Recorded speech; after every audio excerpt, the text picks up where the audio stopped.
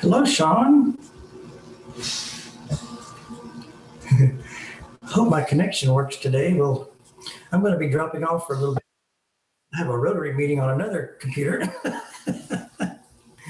but others will be joining us pretty soon. It's good to see you guys there. Let's see. Now, I'm not hearing you. I don't know if that's me or you. I can see. Okay, no, I was muted. Aha! I'm working this on 2 different screens, and so I'm having trouble seeing all my different buttons. Oh my goodness. Well, it's good to have you guys. Thank you so much. Well, I think Patty will kick it off. Then our first presenter will be Dr. Bramlett with his social media stuff. So they'll get started pretty soon. They'll be online. And I'm just going to duck out here for a second, but we'll see you guys in a little bit. Okay, thank you. Thank you.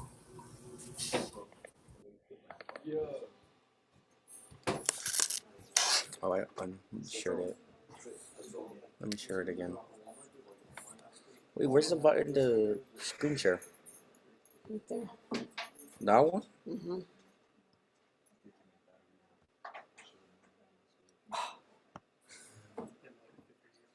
We'll fix it.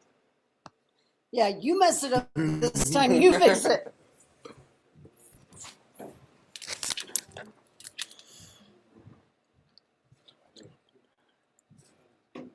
Okay, why are we missing shares? I'm turning the camera on.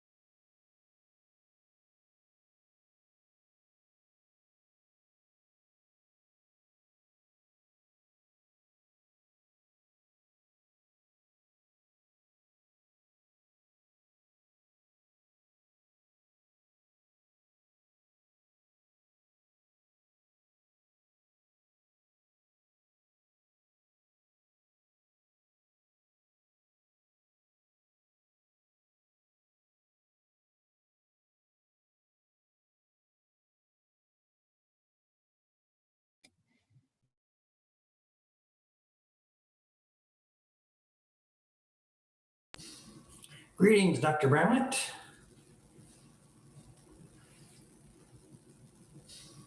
Hey, how's it going? Good, good.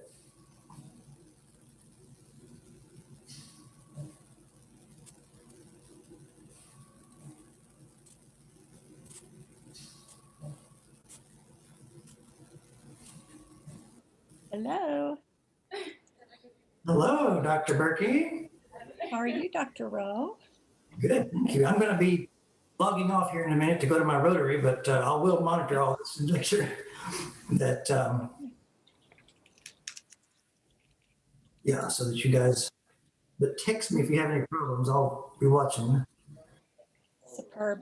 And we're working on trying to get it set up. It wasn't working very good with audio, so we're changing how we set it up, and it's not wanting to play. So Oh my. Daryl, I noticed this is on. Oh, I'm sorry. No, that's okay, Josh. Go ahead. Daryl, I noticed this is on your account, not the department's account. Will it end at 40 minutes? That might be. No. We have unlimited. It's going to go on to. we do this in class all the time. Oh, the microphone. It's going to go into the Zoom cloud, and hopefully we'll have as much time as we want. I've cleared up my Zoom cloud memory, so hopefully we won't run out of. Okay, I think that we're good to go here finally. Okay, great. Thank you. I'm going to mute us. Let's see. Oh, let's see. Ask to unmute. Let's see. Do I have to unmute you? Let's see. No, let's see. Or do you unmute? I've allowed people to share, so what am I? Let's see. Are you able to unmute? Let's see. Usually my students can do that. Let's see. Everybody. Can everybody hear? Can everybody speak? I can hear you. Okay, okay. I can hear you. Yeah. Okay. I guess whenever you're, go ahead, Patty. I'm going to drop out of here in a second. I show we still have a couple of minutes till noon. Yeah. And we're still getting people, I'm still sending the link out Oh, to good, people good. who are registering now. So people may pop in and out. I'm going to keep I'm trying to silence everything with varied luck. But I will keep enrolling people and shooting them the link so we can get everybody in that wants to be in. Well, I'm going to go ahead and welcome everybody to our first journalism boot camp.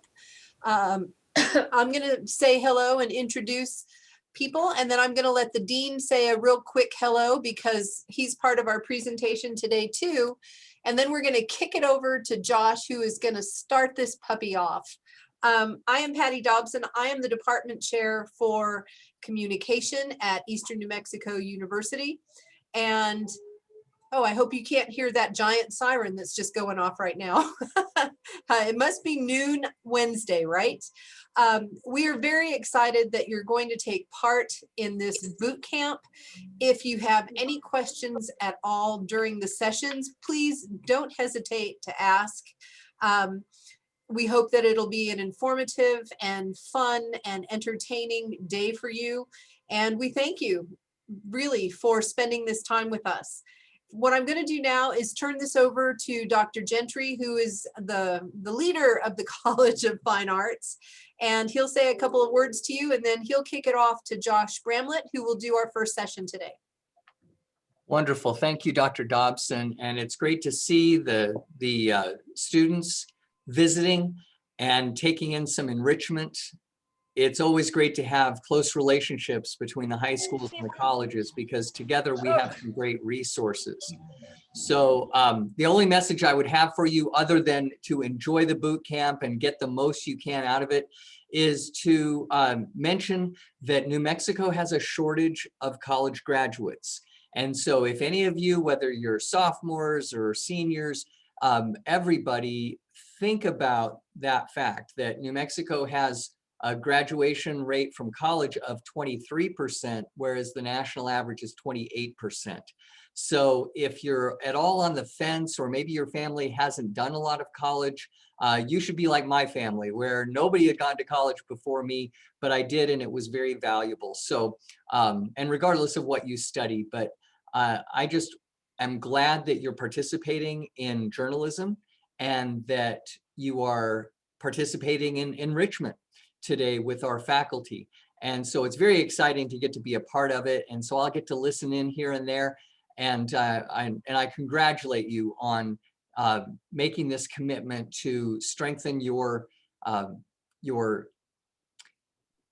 skill set, your outlook, just being able to be exposed to other points of view and additional training in your field. So with that, I will turn it over to Dr. Bramlett. And thanks so much for giving me a couple of minutes to say hello. Thank you, Dr. Gentry. Hello, everyone. My name is Dr. Bramlett. I teach some social media classes in our department. These classes are in our PR focused area. So many of my examples will primarily be about PR and marketing as compared to journalism. I'm using some slides from two of my classes, digital media analytics, as well as the strategic uses of social media. The slides are based on textbooks I use, which is Digital Analytics for Marketing by Sponder and Kahn, as well as Social Media for Strategic Communication by Freeberg. All right, so with that out of the way, I will now attempt to share screen, which should be working right there. Wait, is that my entire, was that my script in addition to my PowerPoint right there? I only want my PowerPoint shared. I can see Why is everything. it doing the entire thing? It looks okay. I mean, One moment. Usually it doesn't do the script in addition to the PowerPoint. I think you were good, Dr. Bramlett. yeah. You're saying that it wasn't showing my script? Correct. That would be embarrassing. Oh, Well, I'm not sure. It might have been. I don't know. oh, I see the green line now. Okay, I was missing that for a second. Okay, all right. Well, as you know, one element of Zoom Live this past year has been technical difficulties. There's plenty of SNL skits about that. So let's get started. What do social media do? According to Freeberg, the textbook author, they allow users to create and share info and ideas, respond to content, and create identities, as well as manage online reputations. Moreover, they allow for the creation of both user-generated content as well as brand-generated content. And so it's not just individual people, but it is also brands. And if everyone could mute, that'd be cool. But anyways, so let's define social media. According to Sponder and Kahn, it is, quote, any online platform that enables users to participate, collaborate, create, and share content in a many-to-many context. And Sponder and Kahn also have several core characteristics of social media that they discuss, and each of these will have their own individual slides. This is being peer-to-peer, participatory, having user-generated content, being conversational, and being relationship-oriented. So one characteristic of social media is that social media platforms are peer-to-peer. Compared to a website where, say, you would post an article for 1,000 people and there's no one-on-one interaction, on social media, you can post a tweet, and while 1,000 people may see it, individual people can then reply to you directly. So it is peer-to-peer. Social media is also participatory. The classic example is the Ice Bucket Challenge from several years ago, but now every day there is a new TikTok challenge. Everyone participates in a collective experience, whether that is a new TikTok dance or everyone trying their own jokes on the latest meme, everyone riffing on the latest meme. And everyone does this by creating user-generated content. You can create a Facebook status. You can create an Instagram story. You are a user who generates content. Another element is that social media is conversational. You can see how these all start to tie into each other. If it's peer-to-peer, then what can peers do? They can have conversations. And one example is that there are Facebook groups dedicated to conversations about things like shared health issues, for instance. And so Facebook groups where you can gather together with other individuals who have the same health issues show the power of social media to foster relationships. Joining, and this could be joining a Facebook group for parents of children with some health issue, or joining a Facebook group for, say, foster parents or homeschool parents, etc. So building these relationships based on things that people share. And so another example of social media being relationship oriented isn't thinking about how many people you think you know, but you've never actually met. You've just followed each other on Twitter for several years. So now that we've defined and explained social media, let's talk about strategy. Should you be on every platform? According to my textbook author, no, you do not have to be on every single platform. It's important to think about your prospective audience, the audience that you want to reach, and then your purpose for being on social media. Every platform has different affordances and different things that they can do for a brand, a newspaper, etc. And so I know that a lot of our audience is high school students, I believe. And so before we talk about brand strategy, I want to take some time to talk about personal social media strategy. I think this is, like I was just saying, particularly important for any high school students listening. You want to make sure that you have a positive professional presence on social media and the broader internet to protect your future. You can do that by building and managing your personal brand. And this is particularly important in journalism today. Journalists can go from smaller markets to larger markets, whether in print or broadcast, because they can get noticed based on their individual social media presence and storytelling. So what is a personal brand? I like these definitions. It is, quote, a reputation, aka a brand, that represents the sum total of your career and professional persona. Moreover, personal brands are, quote, an important asset in today's online, virtual, and individual age. Why do personal brands matter? Because according to research, according to 2 sales executives interviewed in this study, quote, without an online presence, you don't exist. So what even is a brand? Brands are the associations that come to mind when people think of something. And brands have 2 components that I can talk about. One is identity, the sum of the attributes that consumers identify with you, as well as differentiation. What makes you unique from competitors? And personal brands are important for your reputation. Quote, it takes many good deeds to build a good reputation, but only one bad one to lose it. And so if you are on social media, you'll often see when people go too viral and then become the target of a lot of scrutiny. So you want to make sure that you think carefully about anything you post, things of that nature. And so your reputation needs to be managed, invested, sustainable, and consistent. Moreover, any person, brand, or community can create an image online. And an effective alignment between reality and your online presentation shapes how we see ourselves and how others perceive us. So I'm not saying to be a catfish and to be a completely different person on social media than who you are in person, but to present your best self when you are on the internet. There are so many stories of people getting in trouble when they go to college and run for student government or get their first job, and they get in trouble for something they posted on Facebook or Twitter when they were 14. And so you want to think about these things. So how can we establish our personal brands? You can start by Googling yourself. Does anyone do that?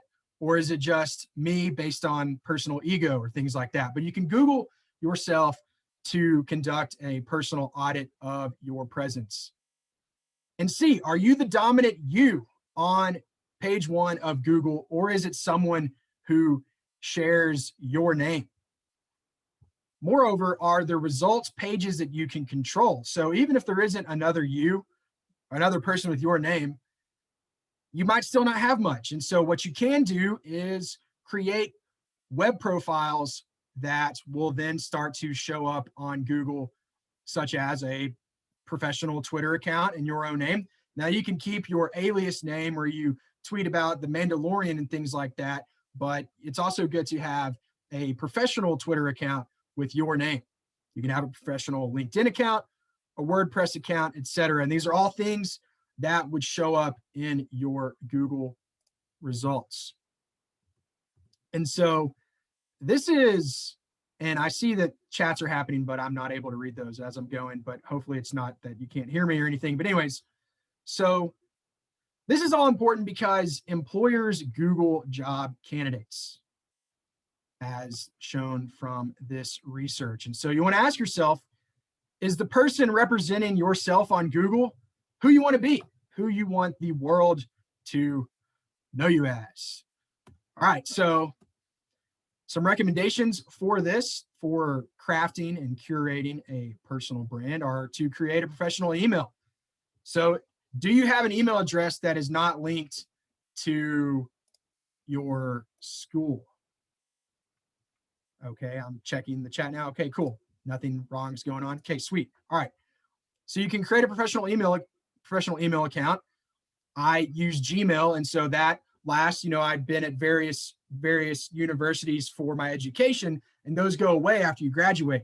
And so it's good to have like a Gmail account that is permanent. You can also write a professional bio. How do you summarize yourself in 1 to 2 sentences? You can go get a professional headshot. And actually today, you'll be learning about photography. And so that might have some insights there later on this afternoon. And it's good to follow industry news. You can follow various websites like Mashable or Social Media Examiner to follow social media news, and things like Pointer to follow journalism news. And it's also just good to curate professional social media content, to do more than just live tweet the latest episode of The Bachelor. It's good to share news articles, things of that nature about industry news, so that if a prospective employer Googles you or looks up your Twitter account, that they see, decent content. All right, so now let's talk about brand strategy. I'm going to talk about strategic plans and then social media writing styles. And again, this information is based on the Freeburg Social Media for Strategic Communication textbook. So what is a strategic plan? It is a systematic, thorough, aligned document that outlines a plan for your social media campaign from beginning to end. And why is this important? Because every time you see a post from a brand, there is a, quote, strategy behind every post, update, and piece of content that is shared. And so there are several components of a strategic plan, and this is actually an abbreviated version of these, but I'm going to talk about a few of these. And a strategic plan can also be thought of as a roadmap for your social media campaign. And this is also important because thinking about strategic plans and goals, objectives, strategies, and tactics isn't just important in social media marketing, but it's important in any form of marketing. And these are terms that are used in various contexts for creating strategic plans in general. So the first element to discuss, is a social media audit. Let's break down the etymology here, which is a fancy way of saying what the word means. So what is an audit? It is an official inspection of an individual's or organization's accounts, typically by an independent body. So that's typically financial accounts. So then what could be a social media audit? It would be doing that for an organization's social media presence, analyzing their communication elements, content, channels, evaluating their previous campaigns, any influencers who talk about the brand, and evaluating the online relationships that they have, and then just their overall presence on platforms. Now let's talk about goals and objectives. According to Freeburg, the goal is basically a thesis statement, more or less, a single sentence laying out your overall focus of your social media initiative. Then you can lay out the objectives. What will you plan to accomplish? These are measurable or SMART. So you'll see this a lot in various classes. SMART objectives are specific, measurable, achievable, realistic, and time specific.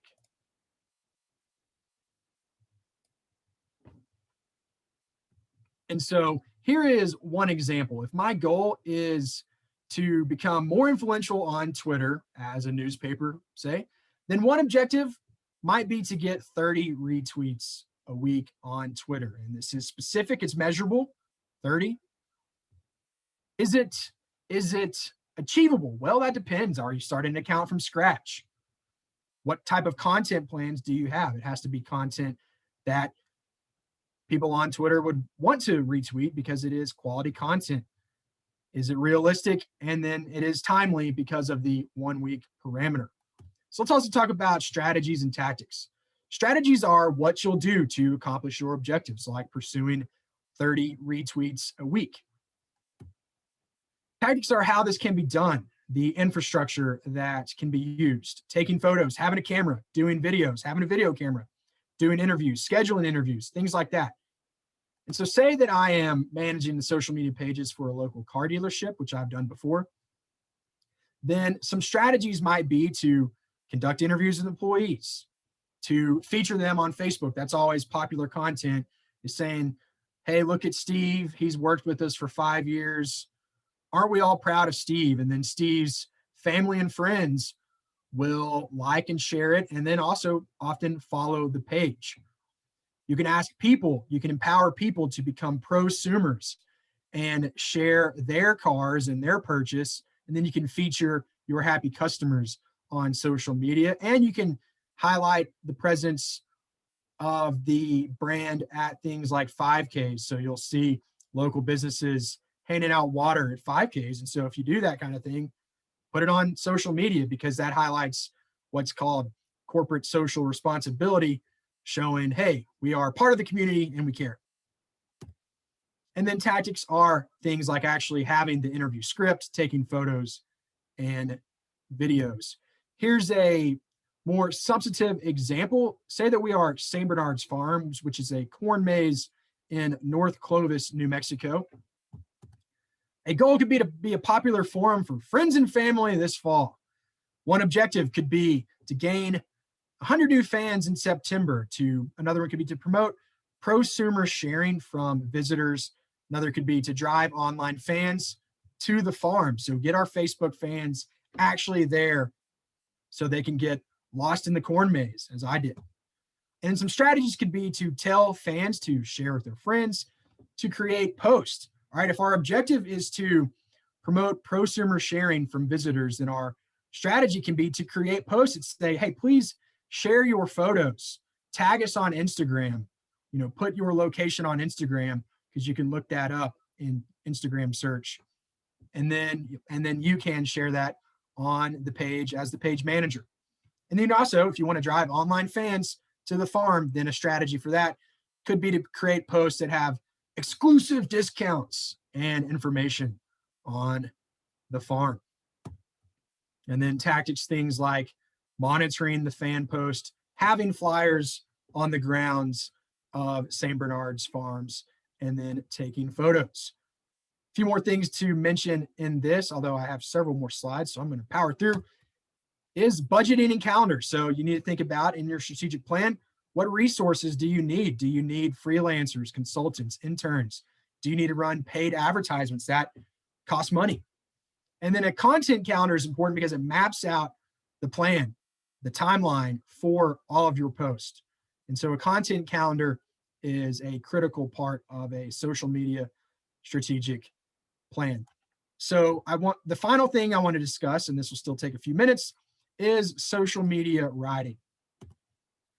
Writing is one of the most important elements of a job as a social media professional. And so with all of this, we have to think about the brand voice. We have to write as the brand.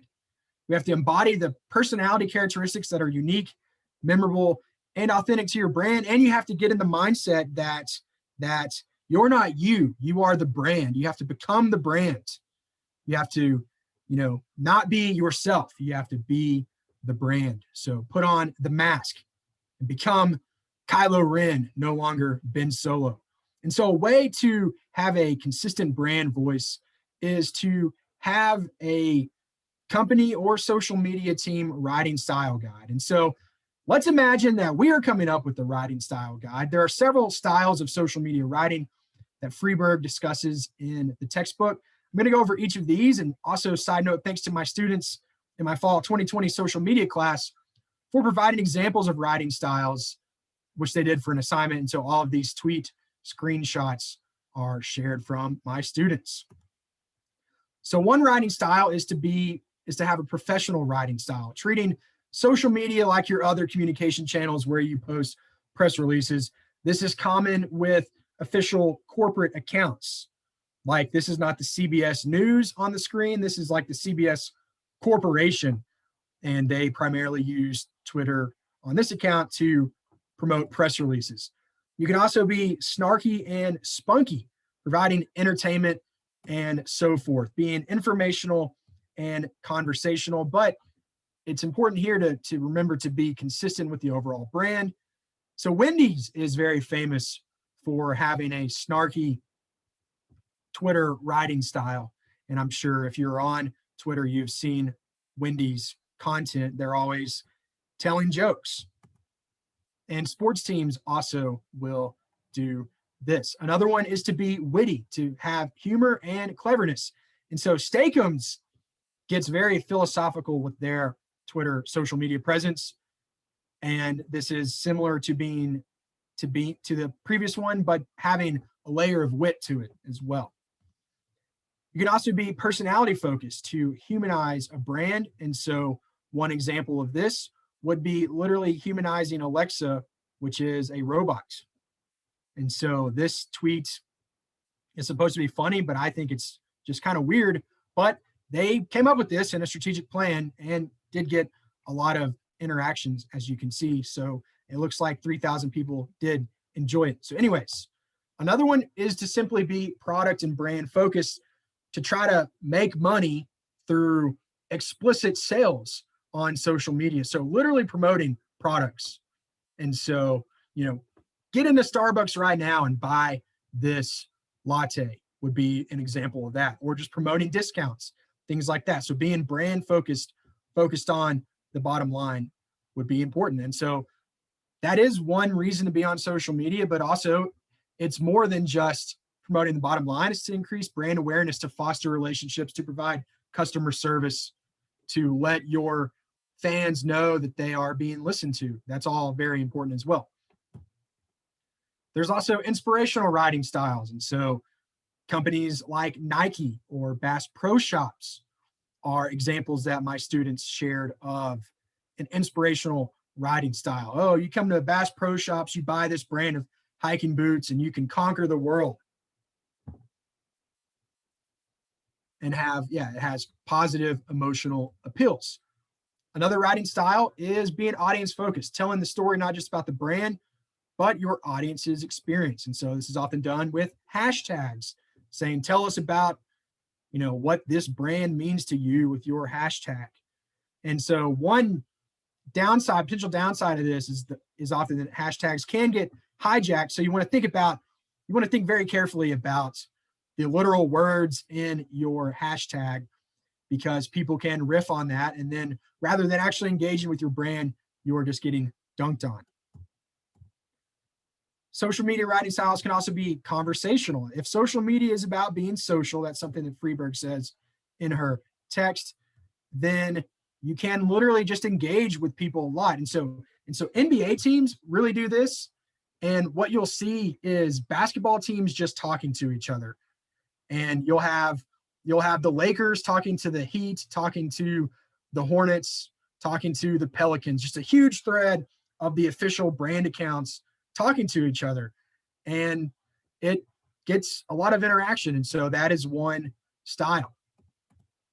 You can also be educational, just promoting information, tutorials, resources for audiences. And so something like the National Communication Association, the main organization for research in communication, is an example of that, where they'll often share a lot of educational material. They'll promote research from faculty across the country promote Chronicle articles, which is like the newspaper for professors. And then finally, the end game of creating a strategic plan, creating writing styles, launching a social media campaign is that from all that, you still have to measure and evaluate your social media campaign. This is important to see if we were successful. So, quote, without measurement and evaluation, social media campaigns would not have an end game allowing us to determine what we were able to do and whether we were successful. And so having a measurement and evaluation plan allows us to know our audiences better, see what worked, see what didn't work, compare organic and paid content, and to identify missed opportunities for the future, for the next campaign. So that is what I have for now, or for everything today. That is what I have for today.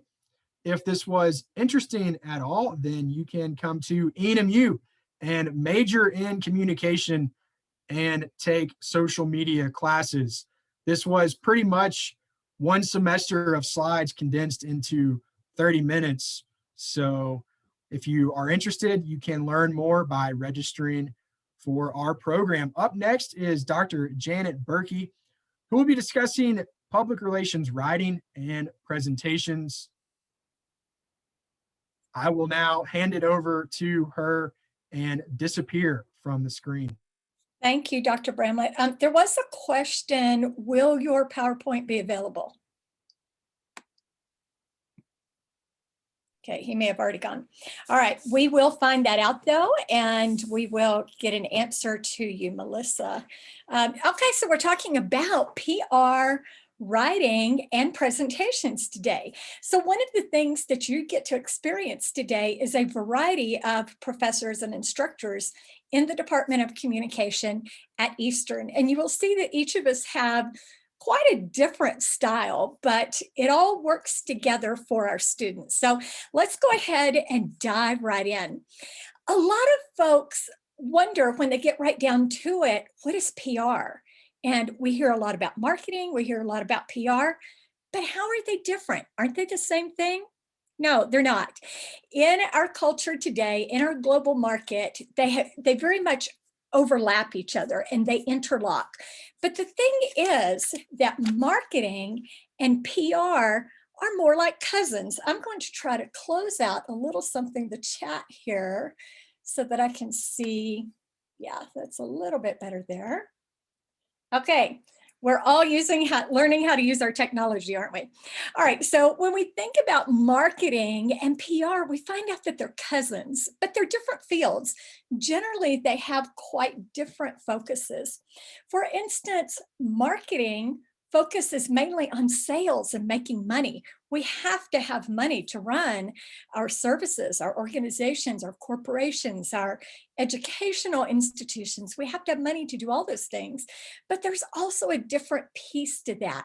And that is the piece of forming and building relationships with people. So that is what PR is about. It's all about building those relationships so that we can sell our product or sell our service. And those two things have to go hand in hand, because if you're not building relationships, you're not going to sell anything. And there's no point in building relationships if you're not going to sell either your service or your product or something like that. So they go very much hand in hand. And that's a whole other lecture by itself. But that just kind of gives you a preview of what we're talking about today. We're focusing on building relationships. All right, so the next question might be, who do we build relationships with? Well, there are two big words in public relations, and those are stakeholders and publics. And if you come into a PR program or read about PR, you're going to find that you see and hear those words all the time, stakeholders and publics. Well, who are they? Because those are not words that we use in our conversation every day. Well, stakeholders and publics, they're defined differently, but they comprise a group of people who are invested in your company or your service. They're the people who you sell things to, so your customers. They can be your employees. They may be even ex-employees, depending on how much that integrates with your current organization. For instance, ENMU has an alumni association for people who have graduated from Eastern. So they're still part of that group of publics and stakeholders. So who has an investment in it? Who's receiving our services, our goods, that type of thing? So those are the people that we're building relationships with. And we're also beginning to build relationships with people who may not know they need us yet. But by the end of our campaigns, they think, yeah, this is exactly what I've been looking for. And we do that through our writing, through our presentations, that kind of thing. So what does a PR person do? Well, the first thing they do is write, and they write all the things. I've got a whole list of things that you would write as a PR person. You would write press and news releases, and that's when you have a new service or a new product coming out you want people to know about. Or what if something really tragic has happened in your company? What if there's been a big mistake made? What if there has been an accident that has happened? So this is when we write these things to get information out to the public so that they have some facts that they can also go on. Because you know what? It's much better to give the facts than for people to make up their own. You want to get a head start on that, no matter how ugly it is. You want to get ahead of the rumors the best you can. All right, you'll also write fact sheets, and these are simply facts. Usually we write fact sheets about events. So when, where, why. You know those W's and the H that you learned way back in elementary school? Those are the things that you're using to write your fact sheets. They're not hard. In fact, they're kind of fun. And after you finish writing them, we usually use a web diagram to do that. After we finish writing them, then it is so much easier to go ahead and write our press release, our background, or whatever we need to write for that. You'll also write social media messages. So, that also leaves us with the question, well, what if I'm not a big social media person? Here's what I think. I don't know that you personally necessarily need to be a social media person, but you do have to know how to use it effectively, because this is where our world is. We run in many ways on social media, even for things like Dr. Bramlett was talking about, the groups like foster parenting groups, health groups, those types of things. They're all in that social media, the arch of that. They're underneath that umbrella. So you have to know how to use it effectively, even if you don't personally love it for yourself. And after spending all day on it, you may not. All right. Know how to write blog posts, and these can be serious, they can be funny, they can have different tones and rhythms and speed and all of that. You may get to write speeches. So if you enjoy writing speeches, you may also have to give some, but if you enjoy writing them, this may be a great field for you. When I worked for the public affairs group out at Canon several years ago, we did things such as write bullet points, write speaking points for the wing commander. And so what we did every week is we wrote a list of things that the wing commander might consider talking about. And when he went on the radio, that's what he talked about. So it was kind of cool to be able to have a piece in that. All right, you also may do PowerPoint presentations. So this is where you need to get really good at your technology. Whatever you use, make sure you know how to use it well. Practice with it. There's nothing worse than to get up and not know how to use the technology. It may take us a minute now to kind of get things going just like we ought to, just like we want to, but to not know how to do it at all, there's no excuse for that. So make sure you know how to not only use that technology, but know how to write a great PowerPoint and how to design a great PowerPoint. You may also write brochures. And so a little bit of art training is not a bad idea too, right? To throw in that a little graphic design. You might write media pitches. In fact, I would probably bet you're going to write some media pitches, and we'll talk about that kind of thing throughout the presentation. You'll write statements for your company or for the company that you're working for, your clients. And then you'll also write website messages. So as you can see, you're going to be doing a lot of writing. So if you don't love writing, maybe a different focus in communication might be better for you. But if you decide to come into PR, it is a fabulous and rewarding field. But one of the things you have to do is know how to write. Now, if I were writing that in something other than this, I would say you have to know how to write correctly.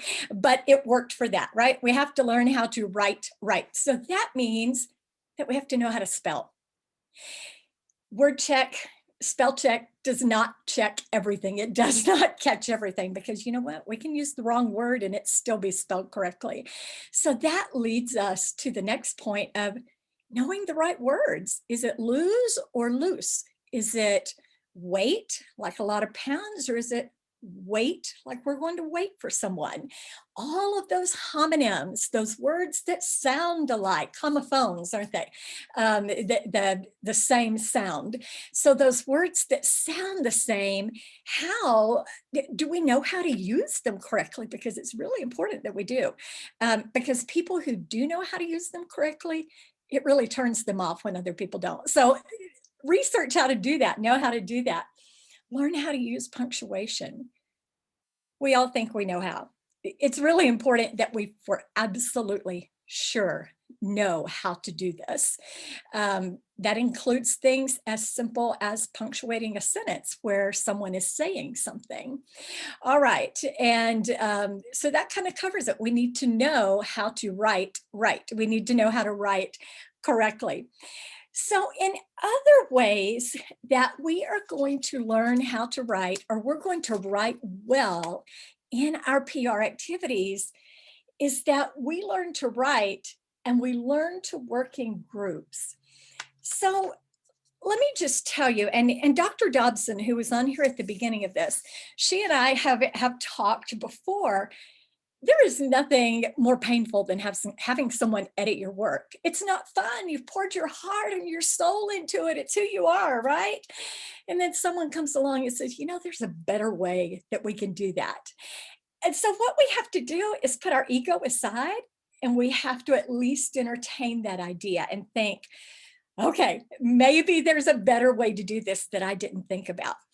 So as we learn to work together, we have to learn to work in groups, even in our writing. You know, there's a saying that says there's no I in team, and I'm not sure where it came from. I really ought to look that up. But the truth is, there is an I in team. There are a bunch of I's in teams, and we have to bring our very, very best to that team. We can't be slackers and allow everyone else to pick up the slack. That's not fair. And it's not a way that we get to keep our job very long. We also can't have this ego that is so big that no one else is ever right either, right? So there is an I in team. And remember that whole thing that Dr. Bramlett was talking about, our personal brand. You have a personal brand already. You know, we think a lot of times, oh, those Kardashians, they're the ones they're the influencers, they're the ones with the big branding, you know, whoever the latest sports figure is, all of those things. But we each have a personal brand. And that is our character, our integrity. Are we willing to learn? Are we willing to have an open mind? Are we willing to work as a team, even in something that a lot of us consider a solitary activity, such as our writing? So I was listening to something yesterday, and it just really struck me. The speaker said, when people get me, who do they get? And I've thought about that all yesterday afternoon and during the evening and this morning. And I thought, when people get me on their team, when people get me as a coworker or as a member of a group, who do they get? Do they get the person I want to be? Do they get someone with a solid personal brand? So be thinking about that personal brand, because you have one even now, whether you are out in the workforce, you're a master's student, you're a high school student, you have a personal brand. So think about, what do I want that personal brand to be, and begin developing it toward that. And yes, that very much focuses on your writing. But there's another piece of your writing that you have to pay attention to, and that is paying attention to the gatekeepers. Now, the gatekeepers are people that when you call the offices, they sometimes determine whether you actually get to speak to the people that you want to or not. So as you are in this PR field or whatever field you go into, be nice to the gatekeepers, be nice to the administrative assistants, be nice to the custodians, the maintenance folks. The truth is, you never really know who you're talking to when you're speaking to anyone. But another piece of another group that you really need to focus on developing relationships with in your PR writing are the journalists. We need the journalist in our PR writing because they help us get our message out. They help us by highlighting our product or our service, whatever that is. And that is a great way of advertising and marketing. That's how we're helping the marketing folks without us having to pay a whole lot of money. So when we can offer journalists fabulous content, don't just take them everything, but when you have something new and something exciting, or maybe you've developed, maybe something has come up and you've developed a great relationship with a couple of journalists, say, let them know, I'll give you first run at this story, or I'll kind of give you the inside scoop on this. So we always want to pay attention to the journalist because they have the power to help us get our message out, our message about our product or service, whatever is going on about that. Now, there is another group of people in your writing that you really need to focus on, and this is your IC. And most of you are, unless you've been in my classes, most of you are thinking, what in the heck is an IC? How would you even pronounce it? Well, you pronounce it with the letters, IC, and it's your ideal customer. Because in order to sell your product or your service, you have to write toward that group, and you cannot write toward them if you don't know who they are. And the way that you find out who they are through things such as surveys and polls, and we'll talk about that in a minute. But one of the things you want to ask yourself is, who is this product or service designed for? Now, one of the things you have to remember is that just because it's designed with a certain group in mind, an ideal customer, you will still have other people purchasing your product and your service. So you don't have to worry about that. But you really want to focus narrowly. You want to niche down or niche down, however you decide to pronounce that. And you want to find out about that ideal customer. What is their age? What is their income, their religion? How many children do they have? And 2.5 is kind of an odd amount of children to have in a home, right? I would not want to be the 0.5 child, and I don't think I'd want to have a 0.5 child. But sometimes you'll run across statistics like that. You'll want to know what's their education level. You'll want to know, what are their finances like? Do they have enough money to meet their bills? Do they have extra money at the end of the month? Do they have savings? Do they have retirements? What are their hobbies? Are their hobbies expensive, or can they fulfill them with $5, down at the local craft store, whatever that is? You'll want to talk to them. So in order to do that, you're going to have to read about them, and you're going to have to research. And that's kind of a funny looking eye, I know. Sort of looks like a fish in a way, but I'm not here for my art skills, right? So we want to research. And in order to do that, we are going to conduct surveys. We're going to conduct polls. So we're going to learn how to use free software, which can also be upgraded to a paid software, such as SurveyMonkey. And no, I don't get a kickback from them. I've just used them before. And they're simple and easy to use, and you can do a ton of things with them. You're going to read the news. You are going to have actual interviews with your ideal customer. Yes, you are going to find out who they are, and you're going to get on FaceTime with them, or you're going to get on Facebook Messenger or call them on the phone. When I've done different projects, I have talked to people that I don't know and asked them some pretty personal questions. And you know what? When you tell people that they're information is confidential. You assure them of that. They will tell you a lot of things that you would never dream they would tell you. So there are things that you get from those face-to-face or through digital or virtual interviews that you won't get any other way. An email, yeah, that's fine, but people can really pretty up their answers and have time to think about it. You want those raw responses. You want to know what they're really thinking. So in your writing, learn to research. Learn to work with people. Remember this one back here where there's no I in team. There's also, when you're working with other people, well, you've got to realize you're going to have to work with other people in PR. That's just the name of the game. All right, so you also want to learn to write with accuracy. You want to hit that target. You don't want to tell lies. Remember that details matter.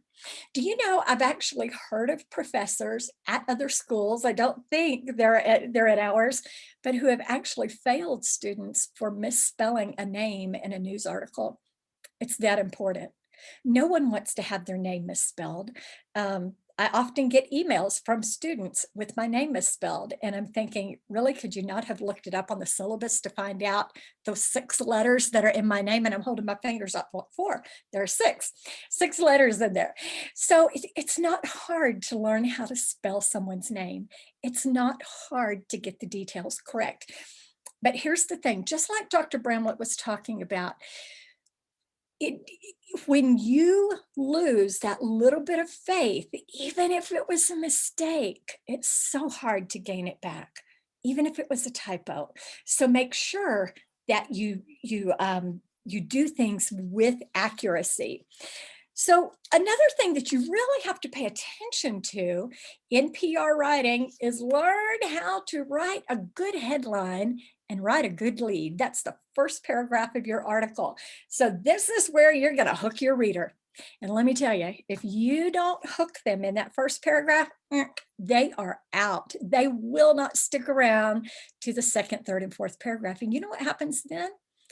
They don't purchase your service. They don't purchase your goods, your products.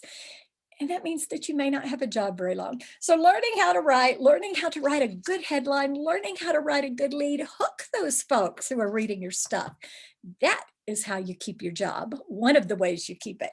Now, one of the things you can do with learning how to write headlines is that you write your headline and then you write it 25 different ways. And actually, I've heard people suggest you write it more than that. So write it. And eventually you'll come up with a really good headline. Very few of us just begin reading an article. That headline is what draws us in, just like the hook and the worm draw the fish in to be hooked. That's how we hook our reader into reading about our good, our product, our services, our service that we have to offer. Take writing classes. You can take writing classes in high school. You can do it in adult education. You can certainly do it in the communication department at Eastern. No writing class that you take will ever be wasted in any field that you have or that you may go into. Everything that you learn will be used in one way or another. Also, as a PR writer, you must learn to manage your time.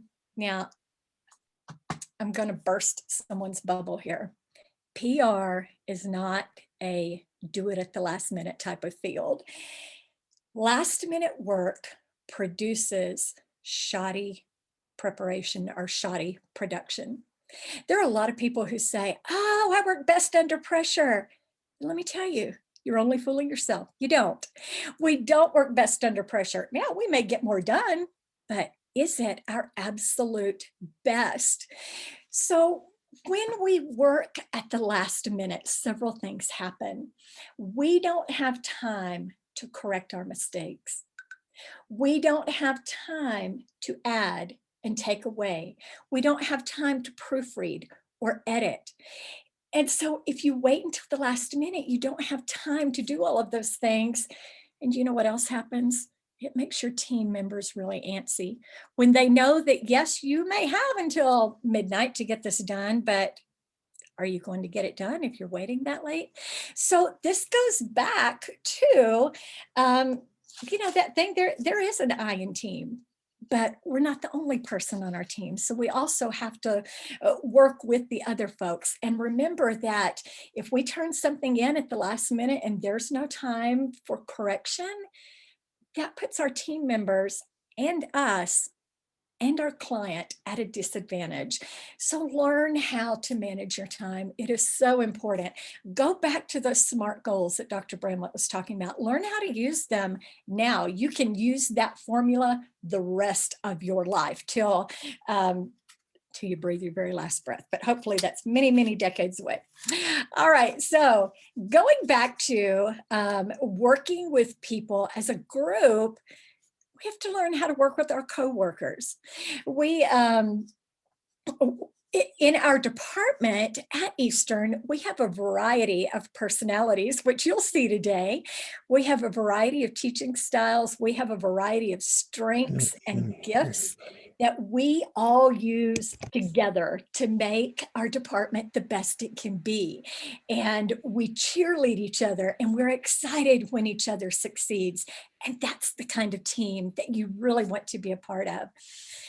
Also learn to get along with your supervisors. There are people all of your life who are going to tell you what you need to be doing. We all think, oh, I'll get to that place. Nobody's going to tell me what to do. Well, somebody's always going to tell you what to do or how to do it better. At least your client will. So learn how to get along with people. Learn how to work with them and be able to say, even, there's not anything inherently bad with saying, I'm not real crazy about doing that, but you do know you can count on me as a member of this team, and I will do what I need to do to make this project succeed. So sometimes that takes a little bit of experience in the workforce, I know. You also need to learn how to get along with your clients, because you know what? They're probably going to hack you off at some point. They just will, because that's human nature. And in your writing, they may try to tell you how to write. And you know what? They're paying the bill. So you're probably going to have to figure out how to make all of that work. You also need to learn how to pitch a story. And when you're pitching a story and you're giving a story and you're giving information about your goods and your services, your products, you need to tell the truth, and you need to make sure that there is no spin. This is when we're manipulating the facts to make us look good. So that's not part of PR. Now, we've got just a little over 3.5 minutes left, and we're going to finish on time. So we're going to talk super quick about presentations. And these are the things that you can use starting today, no matter where you're at. So presentations are a huge part of PR. So learn how to give a good presentation. Make it a goal to learn how to do that. Study it, practice it, all of those things. There's tons of information that you can access right now for free on the internet. And remember that when you give a presentation, you will not die. I promise you. It may feel that way sometimes, but you won't. One of the best things you can do is to take your PowerPoint, if you're giving, well, actually just about any type of presentation, either face-to-face or virtually, and export it as a PDF. And there are a couple of reasons for this. The first one being that it keeps your formatting. It keeps everything perfect. How many times have you gotten up to give a presentation or send a paper in? It's like, but my formatting was fine on my computer. If you put it into a PDF, it'll stay just like it should. And then you don't have to worry about things like slides flying in or dissolving, or what kind of movement am I going to put to the slide? Let me just give you a straight answer. Don't. If you decide to do any type of transition, do a very, very minimal, simple transition. Don't have chimes and cash registers going off every time you flip the slide to the next one. And then there's a product that you all need to learn how to use. And I know that some on here do know how to use that, and that is Canva, canva.com. It will help you do not only your social media posts on Facebook and over on the gram, it's Instagram for those who don't know, and your Pinterest pins and all of those things, but it will also help you. There's a place for presentations, and then you can export that. It's free. It's got your templates all laid out.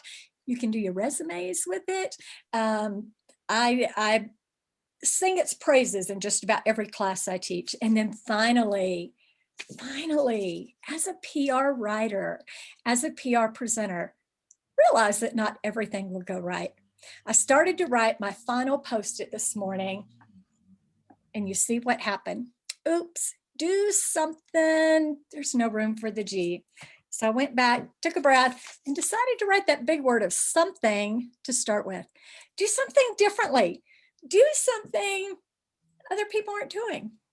It may work, it may not, and that's okay. But here's what I know, is that I did something a little bit different with my Post-it notes. You may not remember everything I talked about, but you'll remember the professor with the yellow Post-its. And because of those, maybe childlike looking renditions, you will remember some of those things. So let me check the chat real quick and see if we have any questions. And if not, okay, hold on just a sec here. Okay, Dr. Gentry loves the handheld visual aids. Thank you. All righty, let's see what else we've got. A good editor can really elevate the work from Dr. Dobson. Yes, yes, yes. So when people try to help you with your writing, they're usually not telling you they have a better way. They're just telling you, we can take what's good and make it excellent. And that is what you want. All right, balancing, I'm so sorry, my timer's going off here. There we go. Balancing professional and personal voice is tricky, it is, but we can do that with practice. And then the best way to find pronunciation of names, if you're not able to, ask the person. One of the things I do is, they often know their name is coming. Here's the thing. So in that case, we do the best we can. Sometimes it just comes down to that. And so I started out with, I am so sorry, but I'm afraid I'm about to butcher your name. And then I may spell it for them and they can pronounce it. Or, you know, I'm going to give you the first few letters, and if that's your last name, let me know. Or go ahead and say it and then ask them, how bad did I do? How far off did I get? So that is the end of my time. Thank you. Thank you so much for coming. And we are going to hand it off to Mr. Lonnie Berry. And he and Mr. Cole Owens are working together to talk about podcasting and some other fun things. So you guys take it away.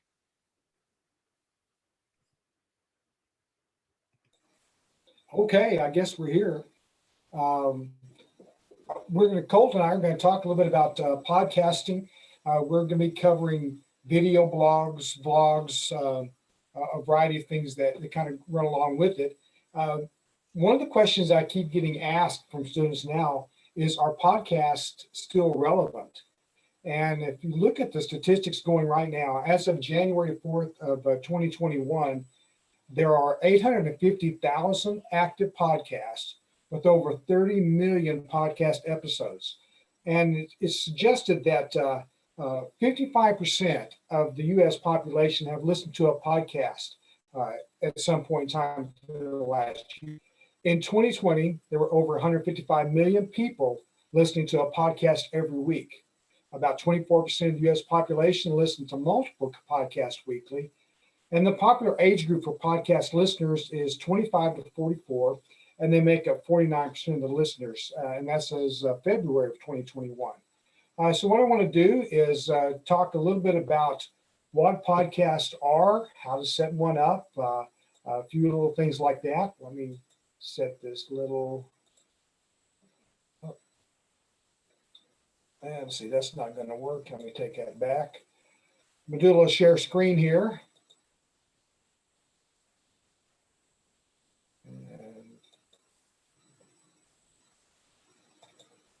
Looks like that's it. Okay. Did I share the right screen?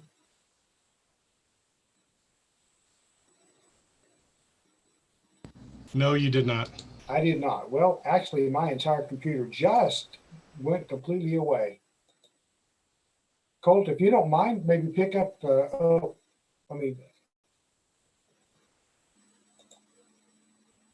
Yeah, I'll give it a shot. go ahead. So what I'm talking about here is what I have a problem with is doing a remote interview.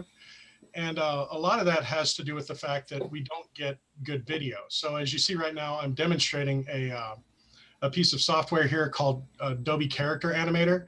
And all you really need is good audio to make this actually work. Right now, I do have a webcam on me, and I do have my microphone open, and it is tracking my blinks and my head bobs.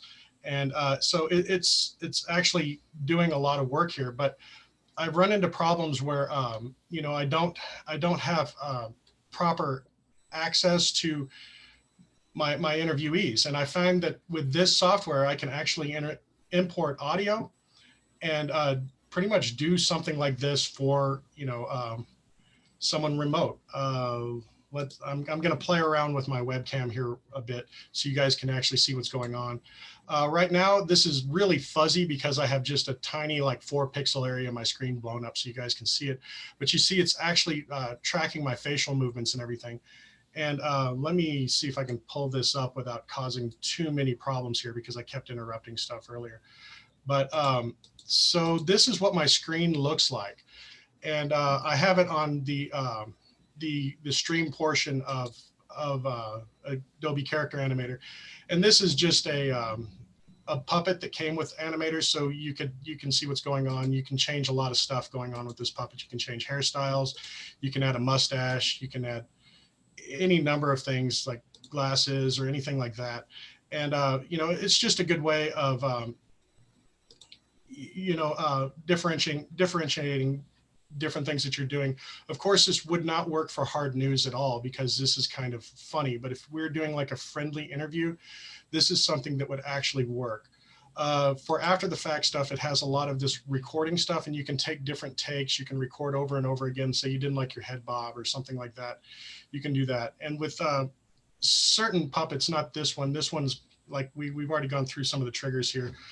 You know, the triggers are all hair, but you can do things like, you know, have your puppet pick something up or have your puppet drop something, you know, that kind of thing. So this is actually quite useful for stuff like that. Let me actually see where we're at here. I'm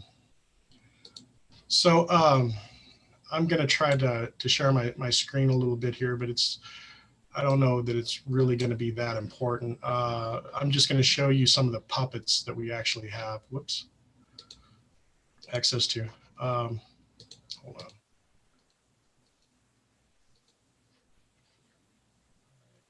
on. Oh, there you are. I completely lost this this window here. Hold on. There we go. So let me bring up. Cool.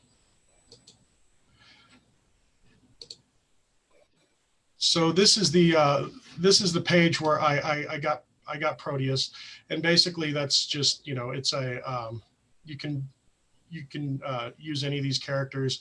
There are quite a few puppets you can actually use. One of my favorites to use I was actually using these puppets for class because I have a in-person production class where we're doing news and we don't have enough people actually to be talent. So what I've done is I've set up some of these puppets to actually read previous scripts. So I'll have Barbasaurus, which is a really fun puppet to have, or Dr. Applesmith up so that you know, so people can see what's going on. But this is this software is actually pretty neat, and you've seen it before. You've seen it used before. I know The Simpsons did like I'm not going to play this in, by the way, but The Simpsons did like a live call-in session using Adobe Character Animator, and it was kind of neat. And I don't know, I'm sure you all have seen the Jordan Peele Obama thing, where you know, Jordan Peele he does like a deep fake of Obama, and yeah, how do we get out of screen sharing here.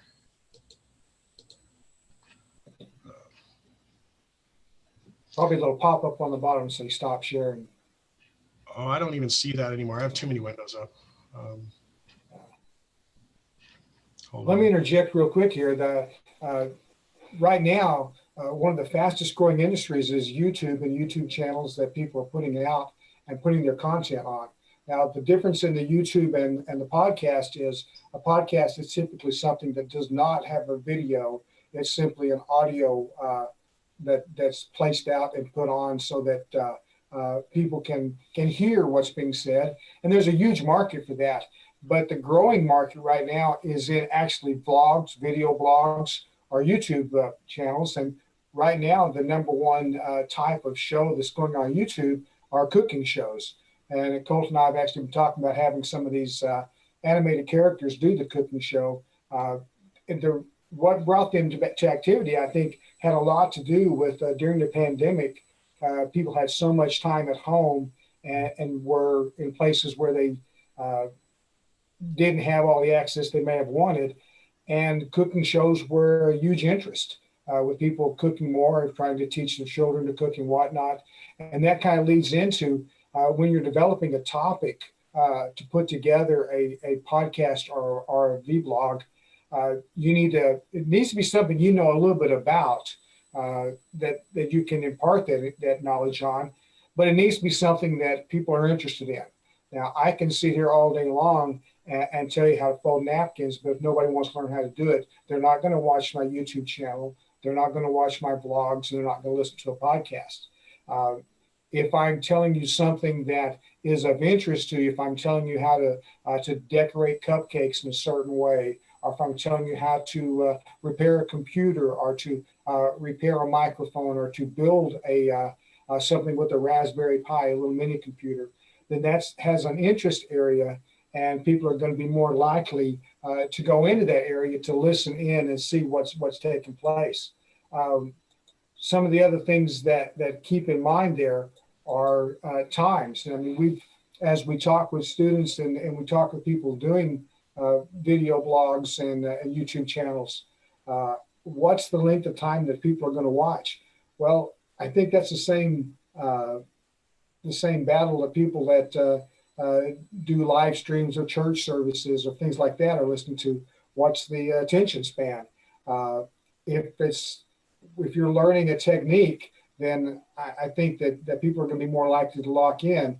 And that's why when we talked about doing a vlog or a video blog, keep your topic such that it can hold interest. If I'm going to teach you how to ice cupcakes, I'm not going to teach you how to whip the eggs and what flour to use, things like that. I want to keep it as close to the topic. And it also gives me the ability to have a few more episodes. Because if you're going to put a product out like a podcast or a blog or a YouTube channel, then you need to be able to plan to have an episode that comes out every week or every 2 weeks and things like that, so that people will buy into it and come back and look. And that's where the product really begins to develop. I do want to touch real quickly on length. The average podcast is 28 minutes.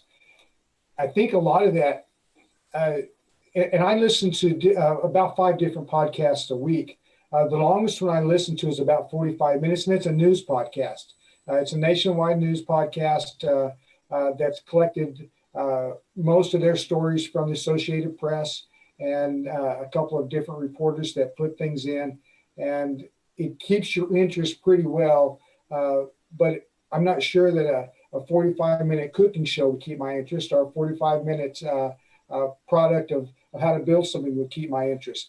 And that's why there's really not a set time length, but if you stay on topic and you really push your point, then there's really not an issue of how long it's going to be. One of the things that when I talk to students in public speaking is you really need to know when you're through talking, because your audience will, whether you do or not. And if you finished up your product, what you're telling them, then that's a good time to kind of put it to a rest and be ready for the next episode that comes out. there are a lot of things you can throw in for options. You can have a co-host. You can not have a co-host. You can do a current topic discussion. I listen to one podcast that is a political podcast from New Mexico. It's very interesting. It averages about 5 minutes, and it's the reason I really like it is because it doesn't matter what party affiliation you have, it goes after everybody. And he really is very brutal sometimes, and it keeps my attention. I also like to look at product evaluations. If somebody's developed something, and because I teach a lot of intermediate and editing classes, I do a lot of YouTube channels on Premiere Pro and things like that. I see a technique that's used and taught, and I can go and learn those. And then the other side way to do it is an interview. And I think the pandemic has changed the whole interview setup. It used to be we expected to see two people sitting in a studio, one person interviewing the other. But we have a whole lot more of variety at our availability right now, from using Zoom or using Teams or even Google Meets. You can do a virtual interview, putting the interviewing and the person doing the interview side by side, and have some live action streamed or recorded interviews that are done that can be put out. And we have one of our students that has a really neat little video blog on NASCAR, was able to interview 3 professional race car drivers. We were able to get video on a couple of them and then use some photos and things to liven up the background in the others. But it was a real possibility to get those things done. They called in and we set them up side by side and had those videos, and he was able to push them out and get that done. So, there's really, the sky's the limit. Entertainers are usually more than happy to do a phone in for an interview. If you have cutting news, it's really easy to get somebody to give you a little phone in things, and you can add something that would help your video blog or anything really come into fruition. And the real basic setup of a podcast is to have some kind of teaser that starts. I always encourage students to do some kind of intro music, and keep in mind copyright is huge. If you appear to have a copyright infringement, most of those formats will mute what you have, so you cannot even come close to that. There used to be a kind of a little rule thinking, well, if I used only about 3 seconds of it, they call the 3-second rule, is it still good? But no, it's not. If it's something that can be linked to a copyright, it's going to get muted. So you need to come up with some form of music that you can do for a welcome.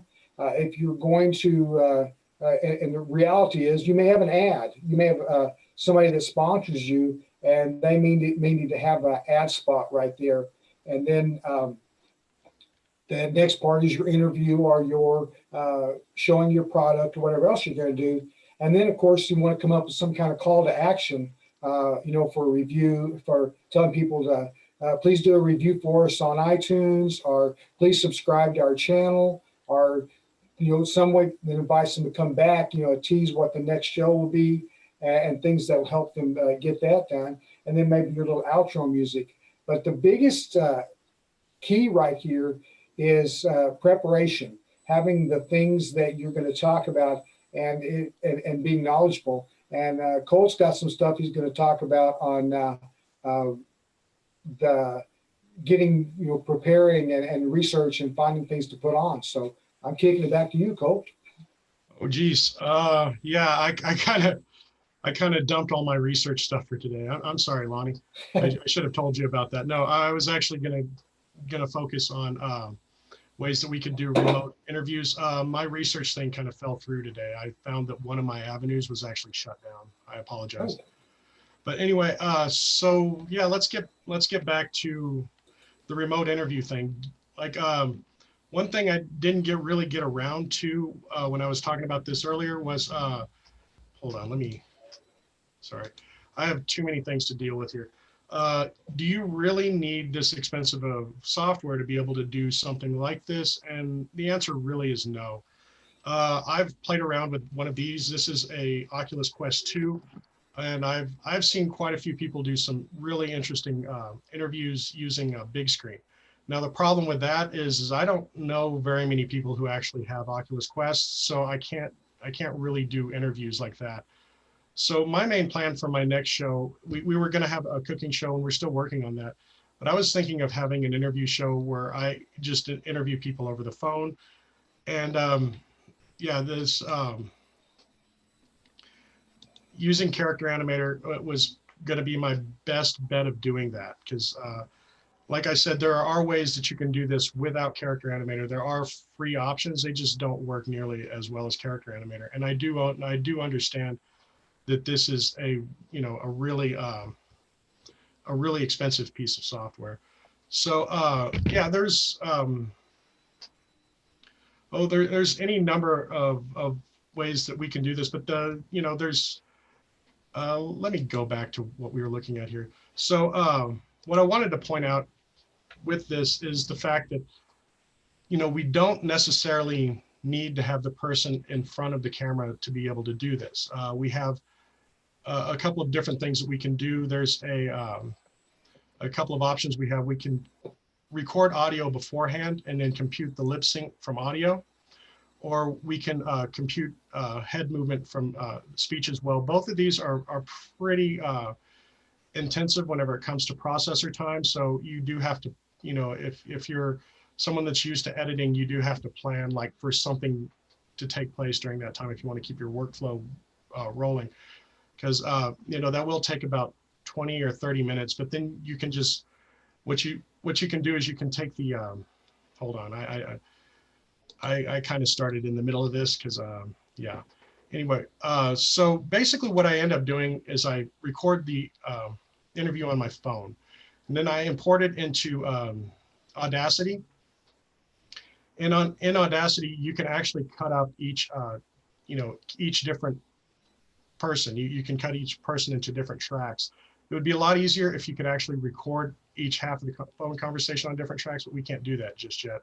So if we record our audio in Audacity, we clean it up a little bit, and we do our editing in Audacity, we can actually just import it directly into this program here and then have it do everything. If we do this for each character, we actually have a different version of this character that we can take and edit into different programs for different podcasts or anything like that. Yes, actually, I saw there's a question in the chat. Is there are there suggested equipment for comm students? In my classes, yes, there's definitely some suggested equipment. Do I have one sitting next to me right here? I think one of the things too, Colt, is that Audacity is a free program. Oh yeah, and it is way user friendly. If you're thinking of doing anything with any audio at all, download Audacity, put it on your computer. It is cut and paste. It cleans up really, really well, and it almost any headset mic or microphone that plug in will give you really good audio into Audacity, and it is a great program to keep around. I recommend having a USB headset like this, especially if you're taking my mass comm class. Not my mass comm, my graphics for television class. That way you can listen to your projects without disturbing people around you. And I also recommend that you have a removable hard drive or a portable hard drive. I don't know what's required for other classes, but yeah, a headset and a portable hard drive would be perfect. Let's see, are there any other questions that I missed? 30-minute render time is for audio. Yeah, it does take about 30 minutes render time processing audio of about 5 minutes. So yeah, that happens. But yeah, Audacity's free. You can use it to change your voice. I know that I've used the pitch shifter quite often to make me sound like an old man whenever I'm doing this kind of stuff. It helps if you have a voice that's not your own. Let's see, is there anything else I want to add to this? I think I just ran to the end of my notes, Lonnie. I apologize. Okay, well let me jump back in then. We had we've had several students that have put out some really quality video blogs. But podcasts are there are a lot of things right now being generated towards high school students. NPR, National Public Radio, has a competition once a year, and basically they encourage high school students to do a podcast. They're looking for anywhere from 5 to 10 minutes. You know, not really a time too long on that, but it has got some really good criteria. It's a great competition. I've worked with a couple of schools that submitted some things to that, and you know, they did very well for a first year. And I think they were very interested in looking further. The biggest thing that I encourage people that are just, you know, talking about doing the competition that way, are working in a podcast, is to listen to a few, find out what you like, see, kind of help you get some time, and it'll give you an idea of what you need to run through, what you need to have together. And I think you can really come up with some good processes for it. One of the things, there are a couple of things when you're going to submit a podcast to iTunes or to Apple Podcast or any of the formats there. There are a few things you have to run through. And one of them is I use a free program called Anchor. And Anchor is a place that you can convert your audio to any format that's going to be used for a podcast. We had a couple of students a few semesters back that built a really nice podcast. Now, it's not uncommon for them to put together a video blog or a YouTube channel, something like that. But these guys put together a really nice podcast that caught a lot of attention, and they got picked up by Spotify. They used Anchor for their format for loading everything in, and then went to Spotify with their podcast, and it actually got in the top 100 more than once. It's pretty common for the way things are now. Internet radio is becoming very popular, and internet radio is something that doesn't require radio signals, and it does have potential for a larger audience. Eastern has Hound Waves, which is internet radio. I have friends all across the country that will listen in. If I'm going to do something special there, I just call them, say, you know, a message, tell them what time, and they can just log on and listen to the internet radio shows, even though they may be dramatically outside of what would be the normal zones. But internet radio has given us a larger audience, and I think it's added a lot to what podcasts and video blogs are. Internet radio and podcast are very, very closely related, and it's easy to set up with internet radio. And the advantage for that is, in some ways, you can do some remote broadcast from, if for instance, you wanted to broadcast a family reunion over internet radio. Excuse me, that'd be fairly easy to do, and it gives you the options for that. But once again, and I think the message I'm saying is pretty much from everyone else as well. What is your audience? Who are you talking to? I may have some things that I think are really important, cool to say, but it may not be many people really care to hear them. So look and see who you're talking to. I have one podcast that I did with another family member, and it was for our family. It's talking about family history, and it was a really great way to share our family history. But it was not going to grow a lot because our families, excuse me, although maybe big, it's not that big. So I may get 150, 200, I think at the most, followers for that. But if you're going to get anything like that, look at your audience. I did see one more. Notice the M Audio USB mic. M Audio is also an device for inputting in that goes through USB, and I think everything M Audio does is pretty good. And you can really do a lot of the stuff that you want to do for less than $100. I use a headset mic and a single earphone for listening in and doing. I also have a really old school type microphone that I use sometimes. I also, I think this will show here, have another wireless setup that I can put my mic through a different way to come in. It all depends. If I want to have a video blog and people to see what I'm doing, I'm going to use my old school mic that looks like the old Elvis Presley thing because I think it looks cool. It doesn't do any better or any different. The biggest thing is to have good, clean audio. Using Audacity, I usually try to clean it up a little bit. And, you know, the link between podcast, internet radio, and voiceover work is all very, very close. And I think that gives a lot of options. And I think podcast, although they had a really growth spurt during the pandemic, I think is going to sustain that.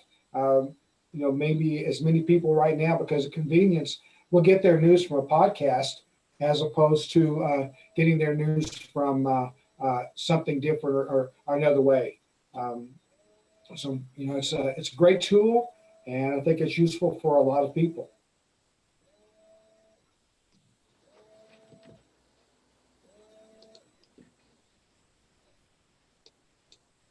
Colt, do you have any last minute? Yeah, and I was just gonna reiterate what you said is, you know, we don't have to spend a lot of money on a lot of this stuff. I know that this microphone that I have here, this is mainly for show. I only bought it for $20, so it's you know, you can get stuff that works, and I know that you guys aren't hearing me through it right now because it's the thing that's actually running the lips of this thing right now. I can't use the microphone for two things at once, but anyway, yeah, we don't have to really spend a lot of money on stuff like this. And yeah, that's the reason why I was talking about Audacity. Audacity is great for stuff like this because, you know, it's free. It's free, and you can find all kinds of free plugins for it. And actually, even to affect what I'm doing now, you know, I'm using OBS. You know, we get output and put it through OBS so we can take over our webcam, and OBS is free, and you can do all kinds of fun stuff with OBS. You can do green screens, you can do all kinds of neat stuff that you used to just need a television studio for. So I'm even though I'm talking about using insanely expensive software with Character Animator, everything else is just really cheap, and I don't recommend spending a lot of money. Anyone else have any questions where I could answer or try to answer, or maybe try to bluff?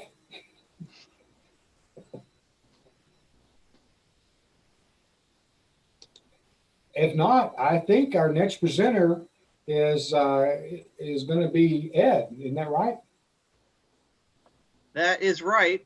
All right, Ed, we're going to kick it back to you then. All right. Well, thank you, everybody. Thanks, Lonnie and Colt. I was listening to Colt. I've been trying to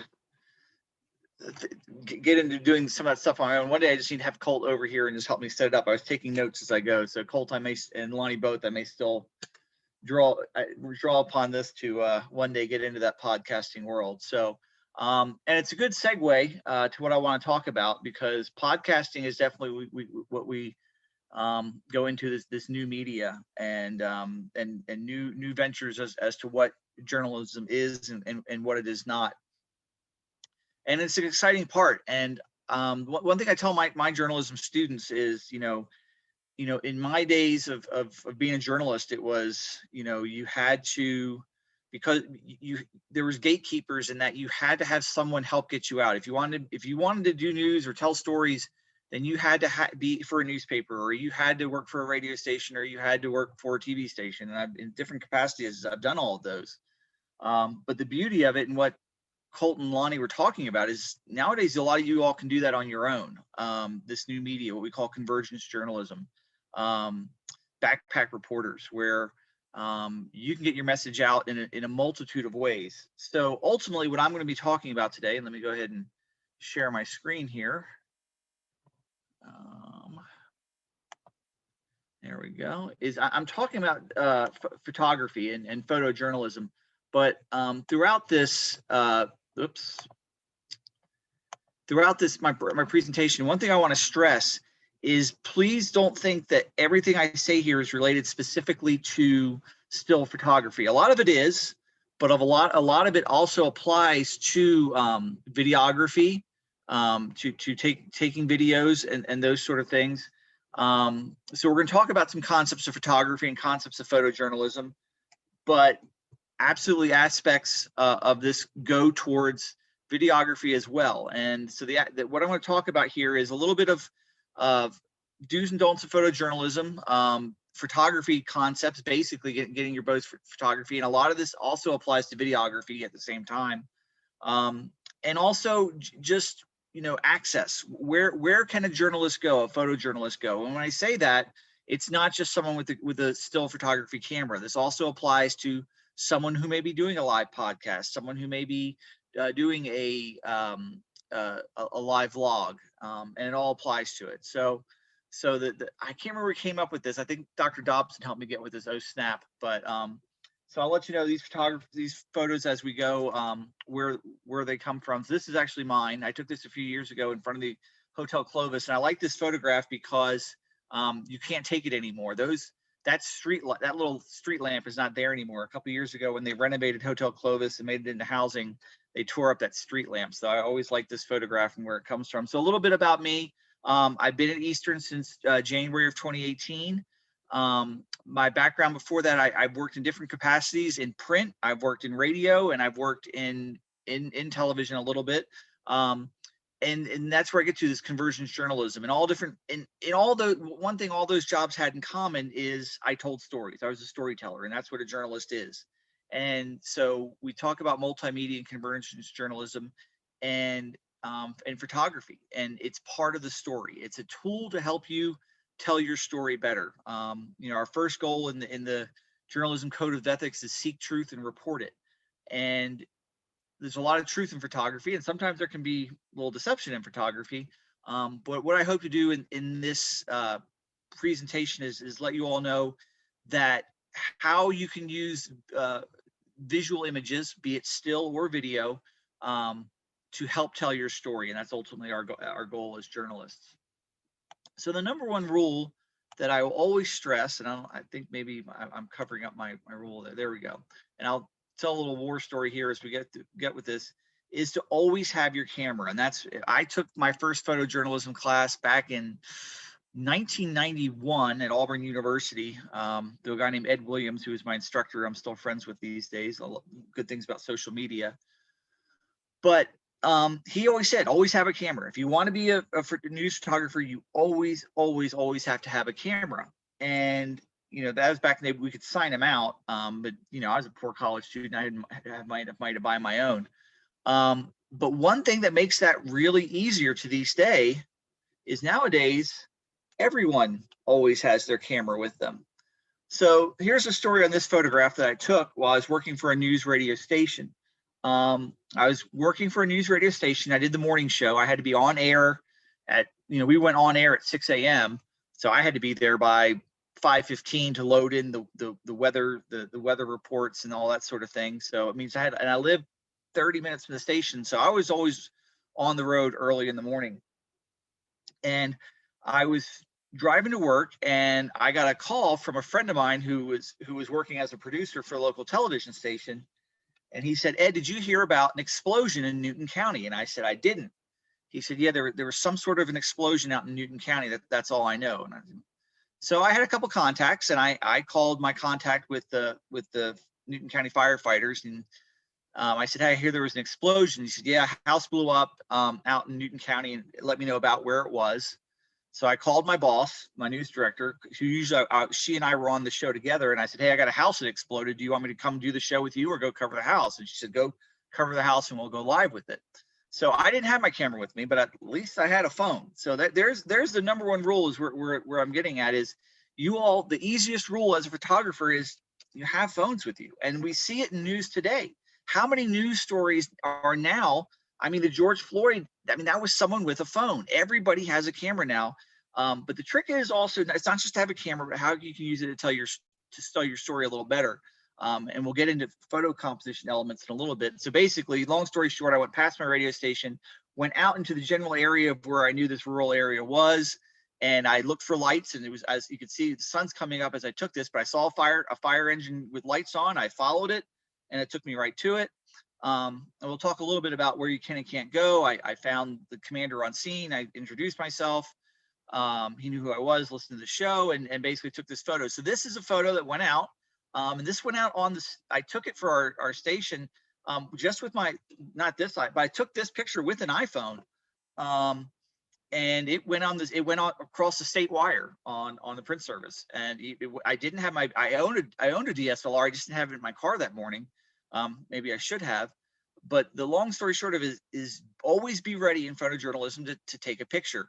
Now, again, where I'll stress is it's not enough to just have the camera. You still want to take a story. And we'll talk a little bit in just a second. Okay, even with just my cell phone, what are some tricks I can do? So I'll get into it. So the one thing, again, what I like about this photo is I caught the light. I caught, some things in it. The story was the family, luckily no one was, the family was away at Disney World and somehow they had a gas leak and that's what they came home from. Their house had exploded. So it's sad their house exploded, but luckily no one was hurt. That's the gist of it. So what do we do? What are we trying to do when we're taking photos?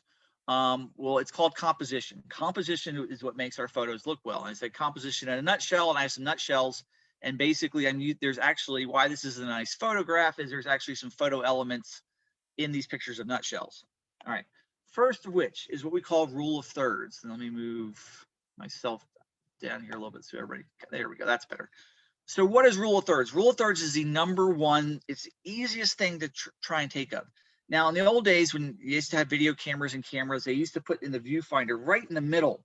They would put a big bullseye right in the middle. So people think, oh, well, bullseye, I'll aim my camera right in the middle. And if I can catch it, stop doing that. Don't do that. Work with this rule of thirds. And what rule of thirds is as you can see, it divides, you do a mental image to divide your camera up into these grids of thirds. And what you always try and do is, if you can, again, is get your subject, your interesting part of your photo, ideally where they're either running on the lines or where they intersect. As you can see with this one, the little girl is running along the line, the line of the street, which we'll talk about here in a second. The dirt road runs up right over the verticals, but her head is right where the horizontal and the vertical meet. That's what you want to try and strive for with rule of thirds. And what I can stress is you've all got phones. All right. I see a classroom full of students in there. Maybe not in class, you can't have it, but I know when school's out, every one of you is going to have your phone handy. So the trick is when you're taking just your photos of your friends, taking a selfie, even you can do selfies with rule of thirds, start thinking about this and the other elements I'm going to talk about. If you can learn to incorporate these elements when you take just your random photos, that when you find yourself as a reporter and you've got that breaking news scene, your mind is already thinking in terms of composition. You're already thinking, okay, let me take this to where it's aesthetically pleasing. Because if you can find a newsworthy event, and it's one thing to be on scene and catch that newsworthy event, but what makes an image or a video last forever is if you can also combine those elements of visual composition to really tell that story, and that's what makes it imaginative. So there's your rule of thirds. Again, rule of thirds for landscapes. If you're taking a scene, it's what makes an image, a little more interesting. As you can see, the way they framed it up here, the rock formation, they've got it right along the vertical. Notice there's two horizontals. They've lined it up right as the green goes to brown. That goes right alongside one of the horizontals, and as you go from your rock ledge to your sky, you've got another horizontal. So just things to try and line it up. Again, with people, always try, in this case, the vertical is on your subject and you got the nice background here. And if you can, if possible, always try and line your subject's eyes up with the horizontal if you can. This is typical. And again, the old days used to think, oh, picture, put them dead center. Don't. It's a much more aesthetic shot. If you can, as you can see, she's got some composition behind her here. We'll talk about depth of field in a moment, but that's how you want to line things up. All right, leading lines are a nice other visual element. I took this. This is over on the old Santa Fe BNSF rail yard in Clovis. Be careful around railroads. I had permission to be where I was taking this. Just know that a lot of leading lines, just the lines, give this aesthetic. In this case, it leads right to the train car. Just as a rule of thought, we'll talk a little bit about public space here in a moment, but you know, just be careful around railway lines. Make great leading lines, but they're not always legal to be taking pictures on. All right, but again, if you can get leading lines, it makes your photo aesthetically pleasing. Notice I'm working some rule of thirds into this as well. I don't have it dead center. I've got it a little off center. Patterns. If you can find patterns in your photography, this is simply, I took a kiwi and I cut it up into 3 pieces and I took a picture. This is for a project I was working on. And patterns in a photo always make it imaging. If I picture just one kiwi, it wouldn't look as interesting as having the patterns into it. So patterns make for images. Now, like I said, we're talking photojournalism and we're talking photography. These are all elements of photography that make pictures interesting. And that's great for that sort of thing. The trick is, like I said, if you can have all the time in the world, you want to go out and take some artistic photographic shots and learn these composition techniques and learn these elements, that's great. Because the trick is when all of a sudden that news instance hits and you're at this newsworthy event, your mind is already thinking patterns, thinking leading lines. Texture, all right? It's not just a brick wall. Work something into her. In this case, I've got some more patterns with the lines, but you got the texture of the wall in there. There's also some, and I'll go previously, there's a little texture as well here on these with the fur of the kiwi. And these are just the different shots I've taken around here around Clovis. Finally, depth of field. Now, sometimes you need a DSLR camera to take that, but honestly, some of the newer Samsungs and the newer iPhones can give you a depth of field technique, and you can also sometimes do it afterwards in post. But just know the depth of field is sometimes a very aesthetic technique. Your deep depth of field shows everything, and that's fine. Everything is all in focus, and shallow depth of field sometimes gives a little more interesting view on things. Is you can have just one part of it in focus and the other part not. And this is, I took both these photographs. Again, one you see with the larger deep depth of field, one with the shallow. And this is done with an aperture setting if you're shooting what's called on a DSLR camera, what looks like a regular long camera with a long lens. But like I said, honestly, now with some of the editing techniques you can get with these, you can do these after in some digital editing as well. All right. And then again, you can always try to combine multiple elements into one into one photo. So here we have patterns, we have texture, we have leading lines, we have rule of thirds, got a little bit of everything all wrapped up into one photo. And yes, my kids did own that many pair of chucks for me to take that picture. All right. So that's composition. You can work that. So now we're talking about do's and don'ts of photojournalism. All right. This is a picture I took for the Pittsburgh Morning Sun in Pittsburgh, Kansas. This is Brian Apier. He was trying to get he almost made the Olympics a couple years ago. Well, he's trying to qualify for Tokyo. We don't think they haven't had the trials yet. One quick thing, this is a sports photo. I always say one thing with sports that makes sports photos look good if you're taking them. See if you can get some emotion on the face of your subject. In this case, Brian's got his tongue sticking out. He's getting ready to throw his shot. This made a little bit of a little more interesting image.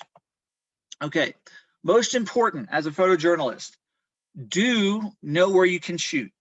Okay, so where can you shoot? Where can you not shoot? And you'll see different things get out. People argue.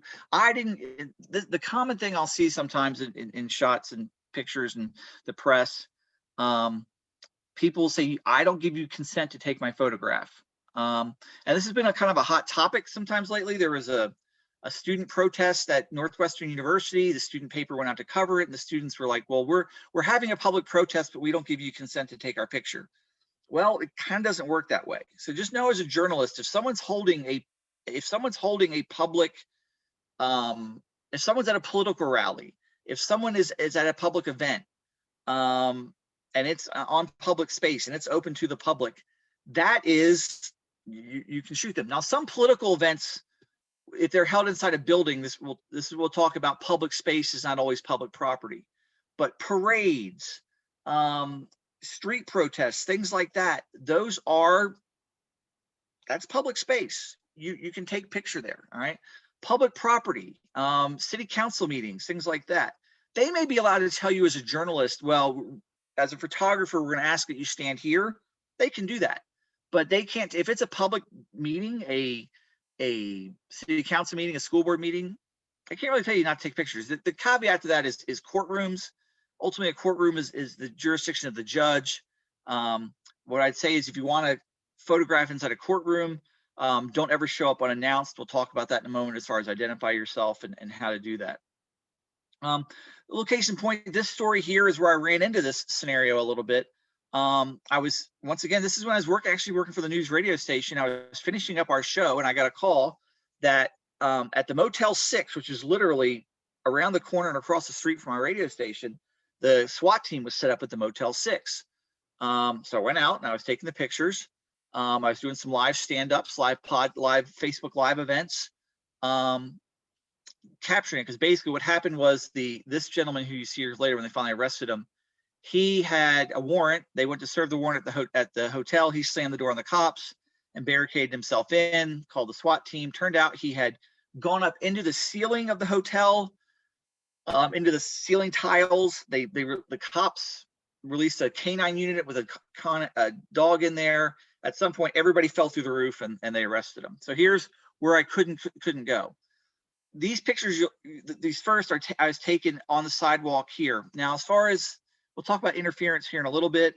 When I was going live, the police public affairs guy came over and said, "Hey, Ed, can you, when you're doing those live events, not show our officers on your live, when you go on Facebook Live, because we don't want this guy watching?" Fair enough. Legally, did I have to? No, I can do what I want, but you know, I didn't want to interfere, and we'll talk about that in a moment. When they finally arrested him and they were getting ready to bring him out, they said, we're getting ready. They came out and said to the press, we're getting ready to bring him out. I stepped a little too close, and all of a sudden the manager of the Motel 6 was right there to say, "Hey, get off my property." You know what? She had every right to do that. I was on her parking lot and she could tell me that. Now that I was stepped back onto the sidewalk, she can't tell me to get off the sidewalk.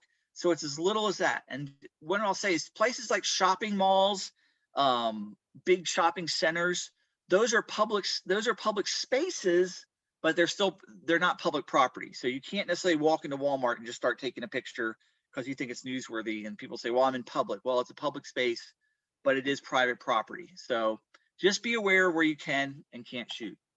Again, always identify yourself. This is a big one. This is when I was doing a stand-up. Even if you're working as a blog person for yourself, print up some business cards, do something that, you know, and there's nothing to say that as a freelancer, you can't do that. Now, some cities, some major metropolitan areas, you can register as a freelance journalist. And I highly recommend to do that. If you're going to be working for yourself, do it. Now, student journalists, guess what? Student journalists have just about the same rights as press journalists. I don't know if these are high school students I see there, but if there's something going on in your town and you're legitimately covering it for your school paper, guess what? You're a journalist and you identify yourself. I'm a journalist working for my school paper. And the Supreme Court has held that student journalists have many of the same rights as regular journalists. But you just identify yourself. If you can get something, some sort of credential made up, it helps. As you can see, when I went out, I always tried to wear my station hat, carry the flag on my station, on my microphone. Gave you a little bit more as far as where you're going and what you can do. Say on all those scenes that you've seen earlier, the fire where the house exploded, the Motel 6 where the guy was standing out, even the track meet. It's always a good idea if you can to find out who's running it and, you know, hey, this is me, I'm taking this, I'm covering it. Even if you're a freelance journalist, hey, my name is Joe Smith. I run a blog called On the Town News, and you know that this is what I'm doing for it, and this is why I'm here. And it's amazing if you introduce yourself to the people who can control you being there. If you're upfront who you are, this is what I'm doing, and you can be professional. It's amazing how much easier it is to work, and they'll kind of a lot of times just let you do your own thing. One thing else I'll say also, I didn't add a slide on this. Notice I was covering a flood here. Please be safe. Don't put yourself in danger to get a shot. I'll stress that a lot. Don't do anything to really get yourself hurt in order to get the good shot. All right. Do identify your subjects. This is a big one. This is what separates. This I'll say separates photojournalism from photography. Photography is taking a picture and let the picture tell your story. In photojournalism, the visual is part of the story, but it's not the entire story. So as you can see in this case, I always liked this picture, other than it was a little dark and then it was a little bit grainy, but this is one of my favorite photos I took at a baseball game, covering the game. And it's a great photo, but it's not the whole story. So if you're gonna be a photojournalist, once you get your image, you're not done. And then I was taking this on my DSLR so I could see that, oh, that's a good shot that came out. So in this case, what I did was I made sure I had all the rosters of both teams, so I knew who the players were. And as you can see, I identify both of them in my cut line. And this is what in photojournalism we call a cut line, when you basically tell the small story over it. And that's always important in photojournalism. Know who you're taking your pictures of. The previous shot, the suspect who was getting arrested, I had to make sure I got his name, that he's the person who they arrested. And that's the biggest thing. If there's one habit I think photojournalists get into, is that they concentrate on the visual and they think, oh, what a great image, what a great image. And in photojournalism versus photography, again, the image is only part of that story. Seek truth and report it.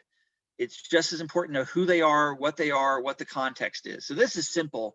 This is just a simple, baseball game going on to identify them, and I got the score in there.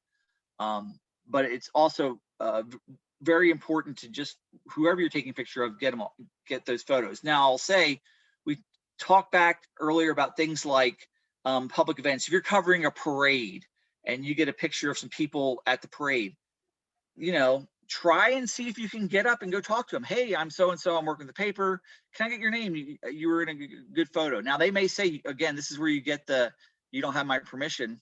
Well, if you show, one of those things, if you show up at a parade and it's public, it's kind of, you can run the picture. You don't necessarily need their permission, but try not to be aggressive or things like that. Always try to be respectful if you can, but it's easy if you can work with folks and get their names and who they are. Don't enter private property. This is a reporter, and this is the photographer that was working with him. And what you'll realize, this is police body cam. For whatever reason, they showed up at the house of a rape victim in Ohio asking for an interview of a rape victim. The rape victim didn't answer the door, called the cops, and this is the police body cam showing up to say, what the heck are you doing here? They showed up unannounced. So don't enter private property. If something's going on, if there's a fire going on, use a long lens. You can take a picture from the street, but don't step on private property without permission. And finally, before I'll open up for questions, this is the biggest thing now. And we've seen this everywhere, from the street protests for the Black Lives Matter movements. Some of it went in with the Capitol riots on January 6th, is we say, don't interfere, but do know your rights. This is a reporter that's getting arrested because ultimately, and I think charges were dropped on him. They had told him to move and he didn't move. It's a fine line. Okay. Again, back when cell phones first came out and were first a new thing, people were taking pictures of cops, police officers in work, doing things like arresting people. And this is probably 10, 15 years ago when cell phone videos were a new thing, and cops would literally see someone filming them, walk up and arrest them and say, well, their contention was, for you videoing me, you're interfering with my work, and therefore I'm going to arrest you and destroy the tape. And courts have held up and said, no way, that is not allowed. So absolutely, if it's a fire, if something's going on in a public space, on public property, on a street, you have a right. I mean, your First Amendment right, the freedom of the press, enables you to take those pictures. Now, if a police officer and law enforcement firefighter says, okay, I need you to move, you standing there where you are is interfering with me, they have that right. All right. Now, you should back up. It's a gray line as to where they can and can't tell you. What I would recommend is try not to antagonize law enforcement, firefighters, paramedics, anything like that while they're trying to do their job. do not get up in their face and try to interfere with them, but do step back. It's not wrong for you to say, again, they're doing their job. If they tell you to step back, step back. You know, if they tell you to put the camera away, no, I don't have to do that. I don't have to put my camera away. I'll step back, but I'm not putting my camera away. And I think in those days and age of people in those type of positions telling people you can't take a picture, they learned we really can't do that. But so know your rights, know what you can't do, but also try not to interfere. That don't get in people's ways. All right, so I'm going to stop share. I think we've got some questions. I'm going to let's go to text. Let's see. Oh, wonderful photos. So at this point, I'm going to open it up for questions, thoughts people have, or especially if any of our students have questions about photojournalism, legalities of where you can and can't take pictures. I see a hand, so I'd love to answer. But whoever had their hand up, their microphone's off.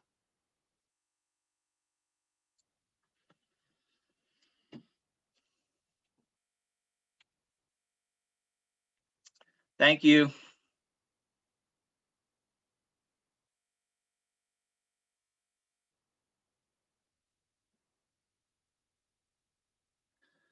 Okay, so questions. If your first question is, if your photos are grainy, how do you increase pixels? Grainy is not usually a pixels. Grainy is it's your film speed. It's your ISO.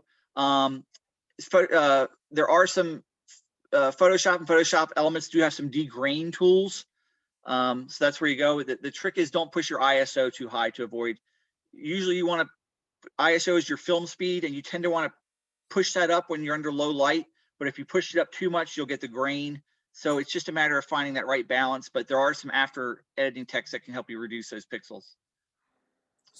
Okay, we have the mic open now. Okay, thank you. On the Kiwi one, it looked like you just sliced one open and put them there, and just sliced another one and then put one on the plate and link the other half out of the shot. It sort of looked like it. On which, I'm sorry, I didn't quite get.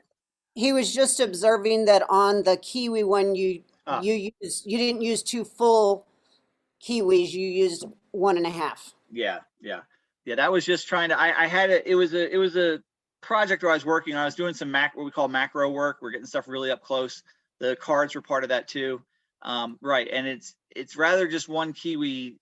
If you can build that pattern, that's great. Now, I will say one thing. This is where photography and photojournalism differ. So in photography, if you're doing an element, in that case, I was doing macro work on some small things, I can adjust those Kiwis all I want, and that's great, and that's awesome. In photojournalism, if you're out covering an event and you see something going on, and you think, boy, this would look better if that tree was moved or something was like that.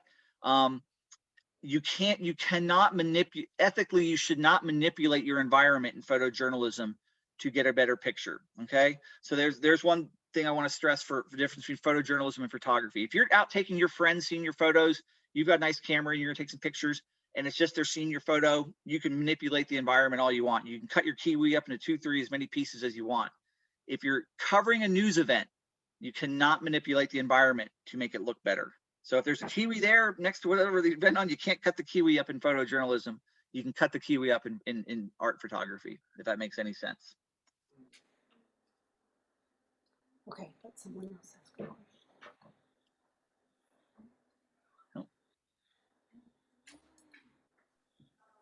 Thank Mr. you. Caffrey, we do Yes. have a question in the chat from Dave A.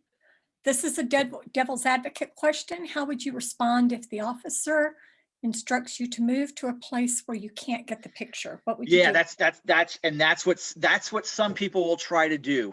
Then if that's the case, so it's a couple things. Here's what I recommend: short term and long term.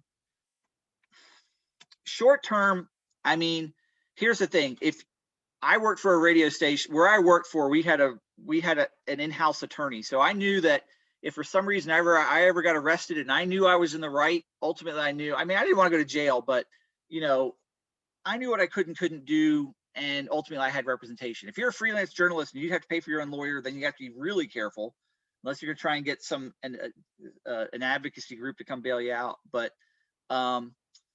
you know, so in the short term, I would really, or I never think it's in your best interest to antagonize police on the scene. So what I'd recommend is get as many pictures as you can until they tell you can't move. Now, what I would do after that fact is, whenever the event is over and it's all said and done with, do your best to find out who that officer was, get a picture of them, and then you file a formal complaint with that police department. And this is the type of thing, even if you're a freelancer, people like the Society of Professional Journalists, the ACLU, people like that. If you say, look, I was a photographer, I was a legitimate bona fide news person, and this law enforcement agency, you know, interfered with my constitutional rights. It's the type of thing that's the fight. It's easier to win that fight after the fact than try and get into a game of chicken with a police officer on the scene. So that's how I would advise to handle that. All right. So that is all I've got. And I think thanks so much for the questions. Thanks for having me. I enjoyed it. And I'm going to hand things over to our wonderful department chair, Dr. Patty Dobson. Actually, I've got a partner in crime for this. Dr. Rowe and I together are going to talk about writing. And Dr. Rowe too. That's right. I just told Dr. Berkey that Daryl and I are the caboose. And we're going to talk about writing. And after we talk a few minutes, we're going to have a special guest that will give information about to participants.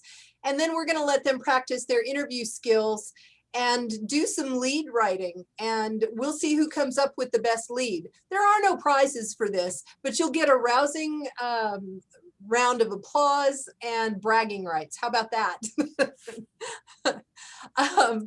What I wanted to, I was really happy that Ed had his press credentials, and I want to show mine off too, that I too have a press card. I have been doing this from the 80s. Please don't do the math. I have the spirit of a writer. I have the soul of a writer. I see the world in terms of story. And I remember one of my first journalism classes where the professor stood up and said, the worst thing you could ever say is that everybody has a story because blah, blah, blah. And I thought, wait a minute, everybody does have a story. And the reality is that most people probably have many stories. And the reality is that when you go out on an interview, you are going to see what a person wants to present to you, right? It's almost like a dating game. On the very first date with someone, you are on the absolute best behavior. You're shiny, everything is in place. And you're not going to do or say anything that will turn your date off. And what we're going to talk about, at least what I'm going to talk about, is the interview process and how to make sure you can get beyond the surface thing. And I'm going to share with you a cartoon. Dr. Berkey had great little handheld stickies, and you know, mine's kind of plain, but it really speaks to what we're talking about. All right. And I don't know how good that is, but the basic gist to this is that when we come in contact with a source, whether it's for a profile, whether it's to add some kind of color to a story, we know this much about them, and their life is this much, right? So we will see exactly what it is that they want us to see. It's up to us as the reporter, as the journalist, to get the rest of the story. This is interesting. There's nothing wrong with this. This is what we want to know. One of the first things that I'm always asked, whether I teach a beginning writing class or whether I teach an advanced writing class, is the rule about emailing people for interviews. Nay, nay, Nanette, don't do that. If you email questions to a source, you're not getting a real journalistic interview. What you're doing is getting a PR answer. you know as well as I know that when you put something to paper and you look at it and you read it and you go, delete, delete, delete, and you rewrite. And then you look at it again and delete, delete, delete, and you rewrite. You don't want that in a journalism interview. What you want, the whole point to an interview, is to get a gut response, to get an honest response. And I'm not saying that an email interview is an avenue for people to be less than truthful, but they can edit themselves. And that isn't what an interview is all about. The other thing in terms with an interview, now with visual means, we can do virtual interviews, we can chat on our phone, we can chat on our computer. What you are told and what you hear in an interview is just as important as all of those other details that you observe. And so if you, the picture for my office is very small, but if you were trying to interview me in my natural surrounding, you would notice there's me, the person, but then there's like a million tchotchkes hanging out in here. And there are lots of clues. There are books, there are coffee mugs, there are photos. There's about 1.5 million different types of giraffes. And so what you see in terms of an interview would be avenues for other questions. The whole idea behind an interview is to get to know the person that you're interviewing. As a writer, what you're trying to do is make a connection with the person that you're interviewing and readership, whether they're reading this in an actual newspaper, whether they're reading online or what have you. There is emotional relationships to be had in writing. It is, depending on the story, it can be difficult for you, the reporter, to not form an emotional connection with the source as well. And back in the old days, early 80s, when I went to journalism school, we were always told, you were objective, the facts, nothing but the facts, thank you so much. But the longer that you spend with a person as you're getting to know them and to get their story, especially if you're doing more than one story, you are going to form some type of a relationship. It's still a working relationship, but it's hard not to feel that connection. And the gift is to be able to make that connection felt by the readers. Again, whether it's in a newspaper or whether it is online, what have you. You have to ask a lot of questions. Sometimes you have to ask a question to get a yes or no, a closed-ended question. But the meat and potatoes of this type of writing is from those open-ended questions where they actually have to elaborate. Daryl, what do you have to add to that? Well, something that I try to convince students of all the time, and not always successfully, is that if you're going to be a successful interviewer, whether it be for TV, like broadcast news or radio, or for print journalism, magazines, newspapers, whatever maybe you do a little bit of both, but to be a good interviewer, you really need to be reading and or watching interviews. And I'm going to give you an example here of someone I think this is just my opinion, but if you had to ask me who is the top best interviewer, at least in broadcast journalism, this would be this person, but I'm not going to show you yet. I'm going to tease this. Just as if you wanted to write novels, you know what you need to do? You need to read novels, see what other novelists are writing and how they write. If you want to write, again, for print, you need to be reading a lot of print sources and see how people in the New York Times write and Washington Post. Yes, you want to be your own person, but in the beginning, you want to see how professionals do it well. Same for interviewing.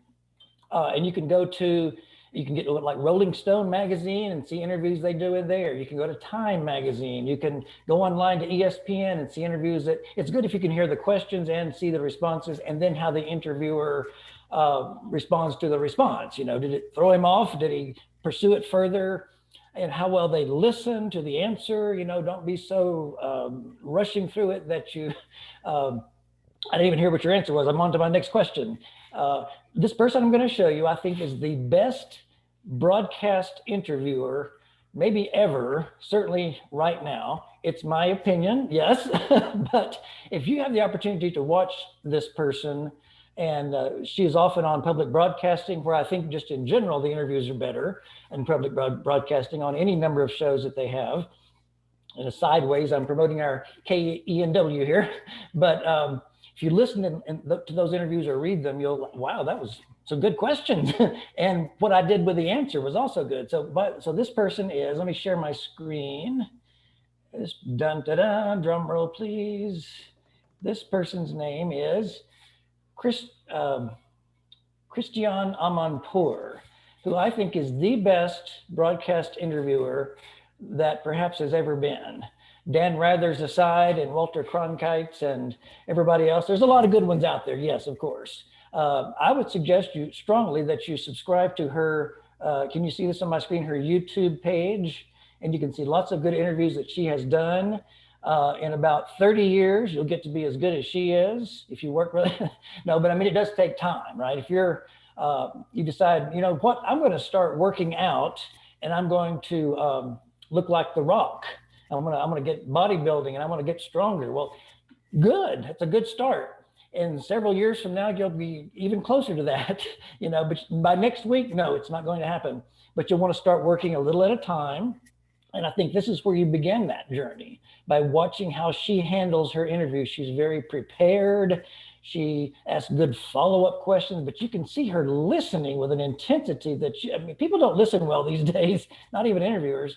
And you can see her wheels turning as she's listening to these people give answers, and she's prepared. She knows what they're about, their background. She lets them go on a while. If there was anything I might say, kind of a long answer, but she does bring them back in, and she's thinking about how to take this. I won't play any of these for you, but I would just say go to her website, Amanpour and Company, and listen and watch her and see her techniques. And like I say, one of the things she does the best is remain silent, listening and making eye contact with her subject. And you can get a whole lot out of that, because so many interviewers I see in the quote daily talk shows are ready to jump in at any moment. I've got to get my point in, blah, blah, blah, and a follow-up.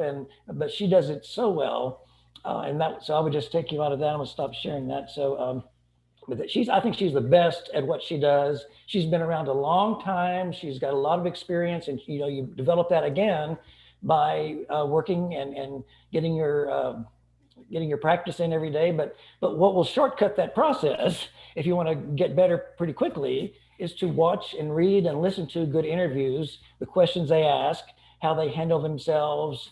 For example, if it's an in-depth political interview and you know it's going to be a little touchy with this person about whatever it is, save that till the end. You know, don't put that in the beginning, or it'll be all over with. Start off with some softball questions, work them into it, get a conversation, build their trust. Besides, you might have to go back to them 2 or 3 times later. You don't want to just, you know, tick them off. And so you are a dirty politician, right? Just, you know, let's get That it out. would do it. No, you know what, insert that in, don't cut off that source, right? But anyways, so listen and see how they do it, or read the ones in the New York Times, see how they structured that. And you'll begin to get better. You know, if you were a musician, if you're a musician even now, you would go and listen to other musicians play, right? You would hear what they do. If you're an actor, you go watch plays to see what other actors do. You need to watch and read what other journalists do to get better. And you won't have to start at least from zero and reinvent the wheel. It'll help, I think. So what else? I have a list of questions. I mean, not questions here, but suggestions. I'll just share it real quick. And there's 12 here, but it's not just a 12. It could be 25. Maybe you can see this: tips for successful interviewing. I won't go through all of them, but just state the purpose, make it clear. They need some direction, by the way, but don't direct them so that I'm only accepting certain answers from you, you know, and lock them in, that kind of a thing. Give them time, but bring them back on track, and such as that. Ask open-ended, but not tell me the story of your life kind of questions either. And so don't try to get into an argument with them. I mean, this could be 50 questions, but I'm just saying these are some suggested ones and things. If they want something kept off the record, then you should keep it off the record. I can put this up in the chat or something later, whatever, but anyways, there's some guidelines, but preparation. And then as Ed was discussing, Mr. Caffrey was discussing earlier about don't take a photograph and use it out of context or manipulate it in some way. Don't do that with the interview either. Don't take a little piece of what they said out of context of what they meant, of course, or take a bit of a word or something. That's certainly not ethical, legal, or smart in any way. Okay, I'm sorry. No, you made a great point about, there are two things. The first is that one of the hardest things for people in Western society to do is to keep quiet. And so many times, especially brand new reporters, I did it myself because I would just get excited about the subject matter. When a question is asked, stop moving your mouth. Let them have the time to answer, especially if you're doing a more hard news type feature and it's material perhaps that they are reluctant to talk about, maybe they don't want to talk about. If you were just quiet and just look at them and make eye contact and, you know, telepathically encouraging them to speak, they will eventually speak. If the reporter jumps in there too soon, they may never get the best ever quote that would have come from that interview. And that is a really difficult thing for people to learn to do, to just stop talking.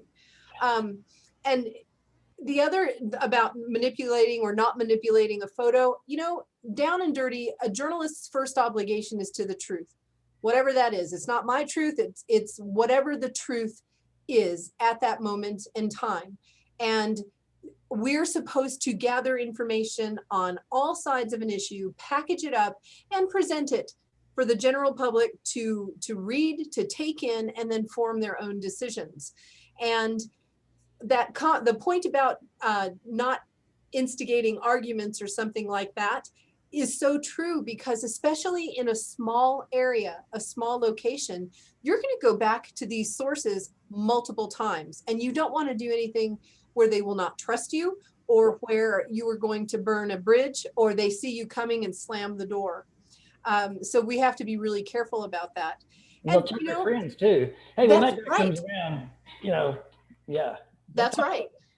And being prepared, it's having your questions ready, but not being so rigid that if the interview takes an unplanned right turn, you can go with them if you think that's where the story is. Listening is very important. Watching body language to figure out what it is that maybe they're not saying. We have to use our own radar to focus in on that and think, oh, maybe there's something here I need to kind of explore a little bit. And I think one of the difficult things is don't just stick with the obvious.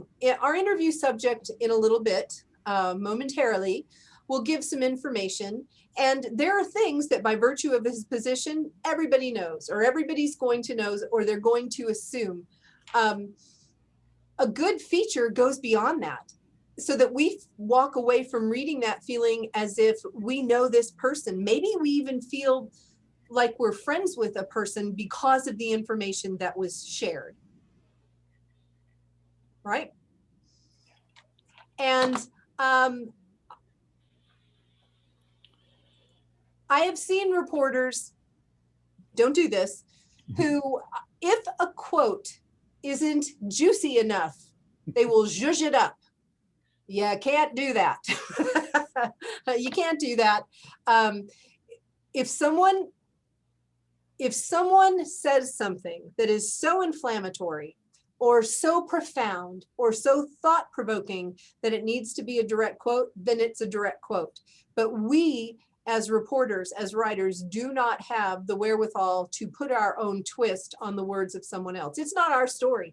And I would actually say that if we're the person writing the feature, it's not important that our name be known, because it isn't us. It isn't about us. It is about the person that we're talking to. And that's the true story, not our agenda. And shall we bring our guest on? We should. Okay. If Dr. Gentry would, there he is. There he is. So this is our illustrious leader. Jeff Gentry is the dean in the College of Fine Arts. And I will tell you that he studies political communication, rhetoric, and higher education administration. He is a full-time college faculty member since 1988. He has taught in Colorado. Colorado is my happy place. Kansas, Oklahoma, and now he and his family reside in New Mexico. He also directs Readers Theater and enjoys helping all students overcome their inhibitions about sharing their ideas and talents. He enjoys family time in all its forms and is an accomplished amateur runner. He thoroughly enjoys meeting new and prospective students and participating in community events. All of that is fabulous information about the man, the myth, the dean, right? If you were going, I don't want anything here to come back to, get me later on. That would make for a nice short feature story.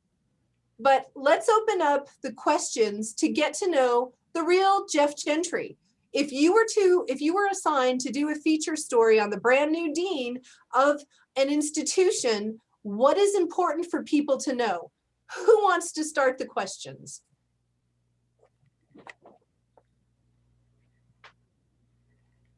Crickets. Well, and you would probably do some backgrounding, ahead of time, Yes. but some things that, it's just naturally that you want to be curious though about any person. Like, okay, just based on what she said, hopefully your curiosity got sparked, so what else might we want to know, or what would be relevant to, like something she said, let's follow up on one of those points, his running, his Readers Theater, his this and that. What's it like to be a dean? What questions that get your mind going? Well, until we have someone ready to step up and ask a question, I will tell you that the Readers Theater that was a thing for me. The moment I first heard that was something that I thought, all right, the assumption here, and we're not allowed to have assumptions, but they're not a bad place to start a story from. And please don't be offended. But the assumption is that a dean is very busy with maybe not exciting or interesting work necessarily. And so they're bogged down by all the administrative stuff. So Readers Theater would be kind of opposite of what I would think a dean is about. So to me, I would go right to the Readers Theater and then start from there. And we have a question from Janet Berkey. Did you start out as a dean after getting out of college? Well, it's a long process. And the thing that maybe sent me on the path to be a dean, not that I ever aspired to that for 75% of my career, is that I was a speech and debate coach on the college level. And so because of rhetoric and Readers Theater, competitive speech and debate, my first job out of graduate school was coaching and directing speech and debate, or forensics. And so the thing I didn't understand about that was administrative work, right? I had a budget, I had student staff, and I was administering a college co-curricular program. And so then later, it turned out that experience was enough to make me attractive as a department chair. And so in college, you have faculty who comprise departments based on their disciplines or their subjects. And so they're organized into departments, and you have somebody chairing or trying to coordinate everybody. Well, I did that. So I coached for 15 years, then I chaired for 13 years. And now for the last 4 years, I've served as a dean. And I never would have thought to be a dean either, except for all those years as a department chair. Dr. Dobson is shaking her head. Just gained experience. And so sometimes one finds a need. I found out that there were folks that needed someone with my experience. So So between college, going to graduate school, and just being a speech and debate person that whole time through kind of helped prepare me. We have a couple more questions. I'll give them to you both and then you can answer, and they're also in the chats. The first is, are you a competitive runner? And they also want to know what your favorite color is. Oh, that's fun. Those are really good questions. Yes, I'm a competitive runner. I'm a very old competitive runner, but long distance running is something that people can do for a lifetime, which is great. Not a lot of people are able to do pole vault for their whole lives, but long distance runners, Dr. Rowe runs also. And so, yes, I enjoy the competition. Some people just run for fitness or whatever. I don't really care too much about that. That's a side effect. I enjoy competition.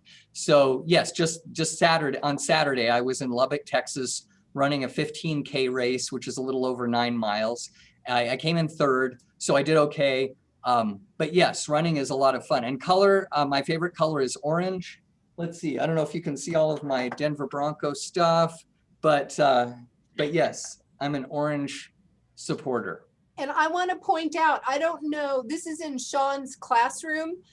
Someone observed, fabulous observation, by the way, because that gives you insight into who Gentry is. They observed the picture of runners in the background in your office. That is a great, great see. Yes. Right. And then let's see. Oh, this is a general question. If your story takes a massive left turn from the premise you started with or information you based the story on, what would you suggest to keep the conversation going as you switch gears? Sometimes that happens. And maybe what I thought was the story, and Daryl, jump in here, or anybody else for that matter, maybe what I thought was the story over here, it's still a story, but the real story, I've got to follow where the interview goes. And that's part of the process of learning how not to be so rigid that you will follow that. And, sometimes the story is what isn't being talked about. Right. And so we have to trust our own intuition to follow that. And it's okay to follow that. Nice question, Dave. I was thinking you might have an editor or a producer that sends you out to interview this person and says, I want to know about his dealings with this company, or I want to know, and then you get in there to interview him and I don't want to talk about that. Let's go over here. Let's talk about my grandchildren or something. I also have a job that I have to work at too. Yep. But if he really doesn't want to go there, you're not going to make him go there. Right. But to have a backup, a game plan, if we can't get that, can we at least talk about some of your company's projects, or get us to the company somehow or another? I don't want to talk about grandkids all day, So in some way, but not to try to force them or schedule a follow-up interview when he feels more like talking, but you don't want to shut the door like we'll never get back in now, so. That's right. And, we don't have let's say that we wanted to do a profile on Dr. Gentry, and maybe he doesn't want to talk about something. We don't have to rely only on an interview with the dean. A good profile will include interviews from people around him. People that he's worked with, family, friends. Here's the deal. We see ourselves one way, right? We have a decent idea of who we are. That is our worldview. That's who we think we are. That's our opinion of ourselves. The people around us will have a different view of who we are as a person, and they'll have bits and pieces to add to it, right? And that information is important.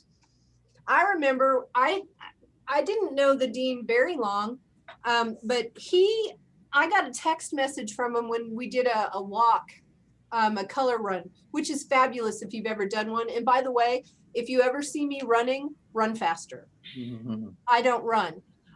But the dean carried a picture of my dad and ran. And I had a text message that I saved in my phone until my phone died. He said, your dad just crossed the finish line first. That is one of the best moments ever. And so the dean would not tell that story. I would tell that story. So I have a different perspective about personality and sort of behavior type things because of something like that. So don't restrict yourself to just talking to who you think is the main person. Branch out and go around. And I call that mapping. I don't know if it's a real term or not, but we can map story ideas, and I map people. So in the center, here's my visual. Here's the dean, right? So he's in the center and like a puppet. So if I were to map, I would have people in points around him and at various levels, and I would talk to as many as possible. And I'll stop talking now so Daryl can. No, that's exactly. And so then that might get him to open up on some things, knowing that somebody's already discussed it. Can we get your take about that and your side of it or whatever? Yeah. Yeah.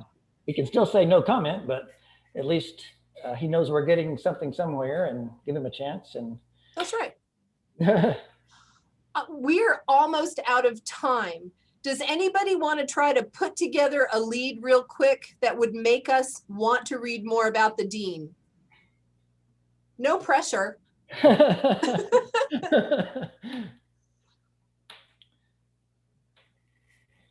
And we might even bring Mr. Caffrey back in here too, in terms of constructing a good lead and things like that, or whoever would like to jump in. But the structure of that lead, that's so important to, it has to work hard. Yeah. The hardest working sentence in the story. That's right. Yeah. If people aren't attracted to the subject matter or the person in the lead, they're not going to go in any further. Yeah, and part of the problem may be we didn't really have an inciting storyline for this particular thing, a profile. Now, if somebody's a brand new dean, as you framed it, that's potentially of interest. Right. But something more significant would be if I were arrested for driving under the that would probably get us to a better hard news lead. Yeah, scandal is popular. Right. True. Well, do we have any other questions before I cannot believe that the time for boot camp has flown by like it has. Appreciate everybody's input and everybody's participation, questions. Our dean, thank you so much, everybody. Yeah, Dr. Gentry, you were a really good sport. Thank you for having me. Thank you. We really, here at Portales, we really appreciate all of your work on this and you doing this for us today. Thank you. Thank you. You guys, thank you for coming. Thank you so much. I'm going to turn this off in a little bit and reboot my computer. So. Well, I guess we can say our official thank you so much for attending.